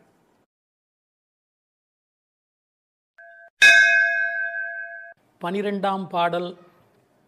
கனைத்திளம் கற்றெருமை கன்றுக்கு இறங்கி நினைத்து முலை வழியே நின்று பால் சோர நனைத்தில்லம் சேராக்கும் நற்செல்வன் தங்காய் பனித்தலை வீழனின் வாசல் கடை பற்றி சினத்தினால் தென்னிலங்கை கோமானை செற்ற மனத்துக்கு இனியானை பாடவும் நீ வாய் திறவாய் இனித்தான் எழுந்திராய் ஈதன்ன பேருறக்கம் அனைத்தில்லத்தாரும் அறிந்தேலோர் எம்பாவாய். இதனுடைய பொருள், கன்றை பிரிந்த எருமை தன் கன்றை நினைத்து கனைத்து அந்த நினைப்பால் தனது காம்புகளிலிருந்து விடாது பால் பொழிவதால் வீடெல்லாம் பால் வெள்ளமிட்டு சேராகி கிடக்கின்ற வீட்டின் தலைவனான பெரும் செல்வத்தை பெற்றிருப்பவனது தங்கையே. முன்பு பெரும் கோபத்தால் தென்னிலங்கை மன்னனான ராவணனை அழித்து ஒழித்த மனத்திற்கு இனியவனான ராமபிரானை புகழ்ந்து மார்கழி மாத பனி தலையில் விழுந்து கொண்டிருக்க நாங்கள் உன் வீட்டு வாசலில் கீர்த்தனம் செய்வதை கேட்டும் நீ உறங்கலாமா? கதவை திற, பொழுது விடிந்து இன்னும் நீ உறங்குவது எல்லா வீட்டாருக்கும் தெரிந்து விட்டது, இனியாவது எழுந்திரு, என்ன இது பெரிய உறக்கம் என்கிறார்கள். இந்த பாடலில் எழுப்பப்படுகிறவள் கண்ணபெருமானுடைய நெருங்கிய நண்பனுடைய தங்கை. அவளை எழுப்புகிற போது நற்செல்வன் தங்காய் என்று அவர்கள் அன்போடு அழைக்கிறார்கள். சூழலை முதலில் வர்ணிக்கிறார்கள். ஒரு எருமை அவிழ்த்து விட்ட பிறகும் பால் கறவாமல் விட்டுவிட்டதால் தன் கன்றை நினைத்து அது பால் பொழிகிறது, அதனால் வீடு சேராகிறது. கனைத்திளம் கற்று எருமை கன்றுக்கு இறங்கி நினைத்து முலைவழியே நின்று பால் சோர என்று பாடலிலே வருகிறது. பக்தி இலக்கியங்களுடைய அடிப்படை நாதமே அன்புதான் பிரமாதம். உண்மையிலேயே வாழ்க்கை ஒரு அறிவுபூர்வமான ஏற்பாடு அல்ல, அது அன்பு பூர்வமான ஒரு ஏற்பாடு.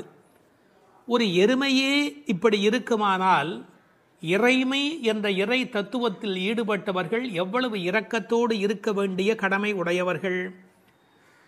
எருமை மாடு கன்றுக்கு இறங்கி பால் சொரிவதை கவிச்சக்கரவர்த்தி கம்பன் பாடிக்காட்டி இருக்கிறார். எருமைகள் பால் பொழிய அன்னக்குஞ்சுகள் அந்த பாலை அருந்தி மகிழ்ந்தன என்று ஒரு கற்பனையிலே பாடுகிறார். சேல் உண்ட ஒன்கணாரின் திரிகின்ற செங்கால் அன்னம் மால் உண்ட நளினப்பள்ளி வளர்த்திய மழலைப் பிள்ளை கால் உண்ட சேற்று மேது கன்று உள்ளி கனைப்பச் சோர்ந்த பால் உண்டு துயில பச்சை தேரை தாலாட்டும் பண்ணை என்று எழுதுகிறார். நாட்டு வளத்தை எழுதுகிற போது தாமரைப்பூவில் உறங்கிக் கொண்டிருக்கிற அன்னக்குஞ்சுகளுக்கு எருமை மாடு தன்னுடைய கன்றை நினைத்து சொரிந்த பால் அவைகளுக்கு கிடைத்தன என்று கோசல நாட்டு வளத்தை பாடுகிற போது குறிப்பிடுகிறார். உண்மையிலேயே இந்த எருமைகள் இப்படி பால் கறக்கும் என்கிற தன்மையினை வேறு ஒரு வகையில் சங்க இலக்கியத்தில் ஒரு புலவர் பாடிக்காட்டி இருக்கிறார். வெள்ளி வீதியார் என்ற ஒரு புலவர். அவர் வேறு ஒரு கோணத்தில் சொல்லுகிறார். காமத்தை பற்றி பாடுகிற போது தலைவன் வந்து எங்களை அனுபவிக்கவில்லை, எங்கள் இளமையோ வீணாகிறது, எங்களுக்கும் பயனில்லை அவனுக்கும் பயனில்லை, உடம்பில் பசலை நோய் வந்து துன்பப்படுகிறேன் என்று எழுதுகிறார். கன்றும் உண்ணாது கலத்தினும் படாது நல் ஆண் தீம்பால் நிலத்து உக்காங்கு, அவர் பசு என்று எழுதுகிறார். இது சங்க இலக்கிய பாடல். ஆண்டாள் சங்க இலக்கியங்களை படித்தவள் என்பதற்கு இது ஒரு அடையாளம். கன்றும் உண்ணாது கலத்தினும் படாது நல்லான் தீம்பால் நிலத்து உக்காங்கு எனக்கும் ஆகாது என்னைக்கும் உதவாது பசலை உணியர் வேண்டும் என்று குறுந்தொகையிலே வெள்ளி வீதியார் என்ற புலவை எழுதி காட்டியிருக்கிறார். இன்னொரு கோணத்திலே பார்க்கிற போது வியாக்கியானம் பண்ணினவர்கள் எருமை மாடு கன்றை நினைத்து படுகிற பாட்டை சொல்லிவிட்டு எருமைகள் கரவாவிட்டால் படும் பாடு இந்த பெண்கள் கோபியர் சொல்லுகிறார்களா என்ன, அனைவரும் எருமை படுகிற பாட்டை நாங்கள் அல்லவா உன்னாலே படுகிறோம் என்று கண்ணனுக்கு புரிய வைக்கிறார்களாம். எனவே கனைத்திளம் கற்றெருமை கன்றுக்கு இறங்கி நினைத்து முலைவழியே நின்று பால் சோர. சென்ற பாடலிலே பால் கறப்பதை பற்றிய குறிப்பு வந்தது. கற்றுக்கறவை கணங்கள் பல கறந்து என்று வரும். இந்த பாடலிலே பால் கறவாமை பற்றிய குறிப்பு வந்தது. அப்படியானால் எது உண்மை? இப்படி எடுத்துக்கொள்ள வேணும். பக்தி யோகத்தில் ஈடுபட்டிருக்கிற தன்மையினை இந்த பாடலும், கர்மயோகத்தில் ஈடுபட்டிருக்கிறவர்களை பற்றிய குறிப்பை அந்த பாடலிலும் ஆண்டாள் குறிப்பிடுகிறாள் என்று பொருள் கொள்ள வேண்டும். நற்செல்வன் தங்காய், சிறந்த செல்வமுடையவனுடைய தங்கையே. அவன் எப்படி நற்செல்வனாக இருக்கிறான்? கண்ணனுடைய மிக நெருங்கிய நண்பன் ஒருவன். அதை ஆழ்வார் பாடுகிற போது சொல்லுகிறார். பெரியாழ்வார் திருமொழியிலே சுரிகையும் தெரிவில்லும் செண்டுகோலும் மேலாடையும் தோழன்மார் கொண்டு ஓட ஒரு கையால் ஒருவன் தன் தோளை ஊன்றி. கண்ணன் எப்போதும் யாராவது ஒருத்தனுடைய தோளை அணைத்தபடி இருக்கிறானாம். அப்படி ஒரு கையால் ஒருவன் தன் தோளை ஊன்றி. எனவே கண்ணனுடைய மிக நெருக்கமான நண்பன் அவனை விட்டு வராமையினாலே அவன் வீட்டு எருமை கறவாதபடி போயிற்று என்று பொருள் கொள்ள வேண்டும்.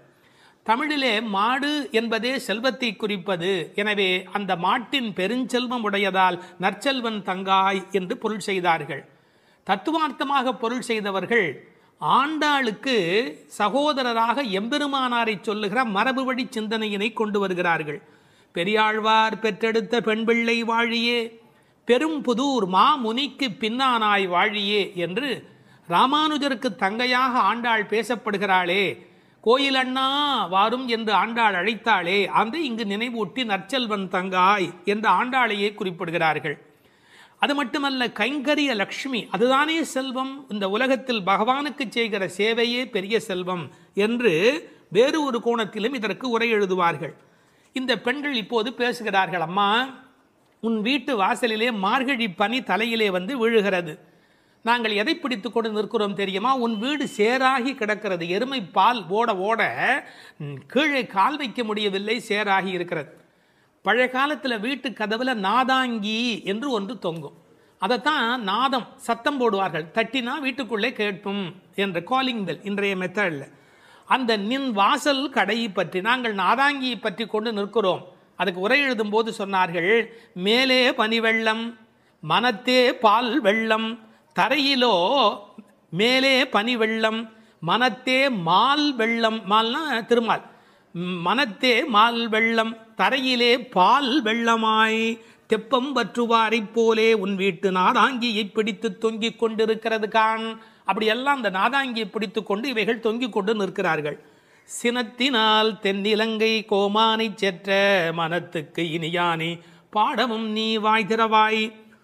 அளவு கடந்த அநியாயம் செய்து விட்டான் ராவணன். என்ன, சீத்தையை ராமனால் பிரிய முடியாது, பிராட்டியையும் பெருமாளையும் பிரிக்கக்கூடாது. அந்த பாவத்தை செய்தமையினால் கோபப்பட்டு சினத்தினால் தென்னிலங்கை கோமான் ராவணனை செற்ற அழித்த மனத்துக்கு இனியானை பாடவும் நீ வாய் திறவாய். ராமன் மனத்துக்கு இனியவன் என யாருக்கும் எந்த நோவும் வரக்கூடாது என்று எண்ணுவது ராமனுடைய பண்பாடு. எப்படி என்று குகனை போன்ற அன்பர்கள் வருகிறார்கள், இவன் தாழ்ந்தவன் என்று நினைக்கல, ஏழை ஏதலன் கீழ்மகன் என்னாது அவனோடு அன்பு பாராட்டுகிறார். கிளிக்கு யாருடைய பெயர் வைப்பது என்று கேட்கிறாள், கைகேயி அம்மாவுடைய பெயரை வை என்று சொல்லுகிறார். இப்படி எல்லோருக்கும் மனத்துக்கு இனியனாயிருந்த அழகை வைமு கோபாலகிருஷ்ணமாச்சாரியார் உரையிலே ராமாயண பாடல்ல இருந்தே பல குறிப்பு சொல்லுகிறார். மனத்துக்கினியானே என்ற தொடர்க்கு நட்பினர் நொதுமலாளர் பகைவர் ஆகிய மூவகையர் மனத்துக்கும் இனியவன் என்று பொருள் கொள்ளலாம். குகன விடுங்கள், அடுத்தாற் போல வாலிக்கும் ராவணனுக்கும் கூட இனியனாயிருந்தான் என்றோ, மூக்கும் காதும் வெம் முரண் முலை கண்களும் முறையால் இழந்து அரற்றிய சூர்ப்பனகையும் போக்கினீர் என் நாசி பொய்த்து என் என்றும் மேற்குயரும் நெடுமூக்கு மடந்தையர்க்கு மிகையன்றோ என்றும் பிழை செய்தீரோ என்றும் சூர்ப்பனகை ராமனை புகழ்ந்து பாடுகிறாள். மார்பில் ராமபானம் பாய்ந்து நின்ற நேலையும் வாலி ஓவியத்து எழுத ஒண்ணா உருவத்தாய் என்று சொல்லுகிறான். ஆவி போம் வேலைவாய் அறிவு தந்து அருளினாய் என்று பேசுகிறான்.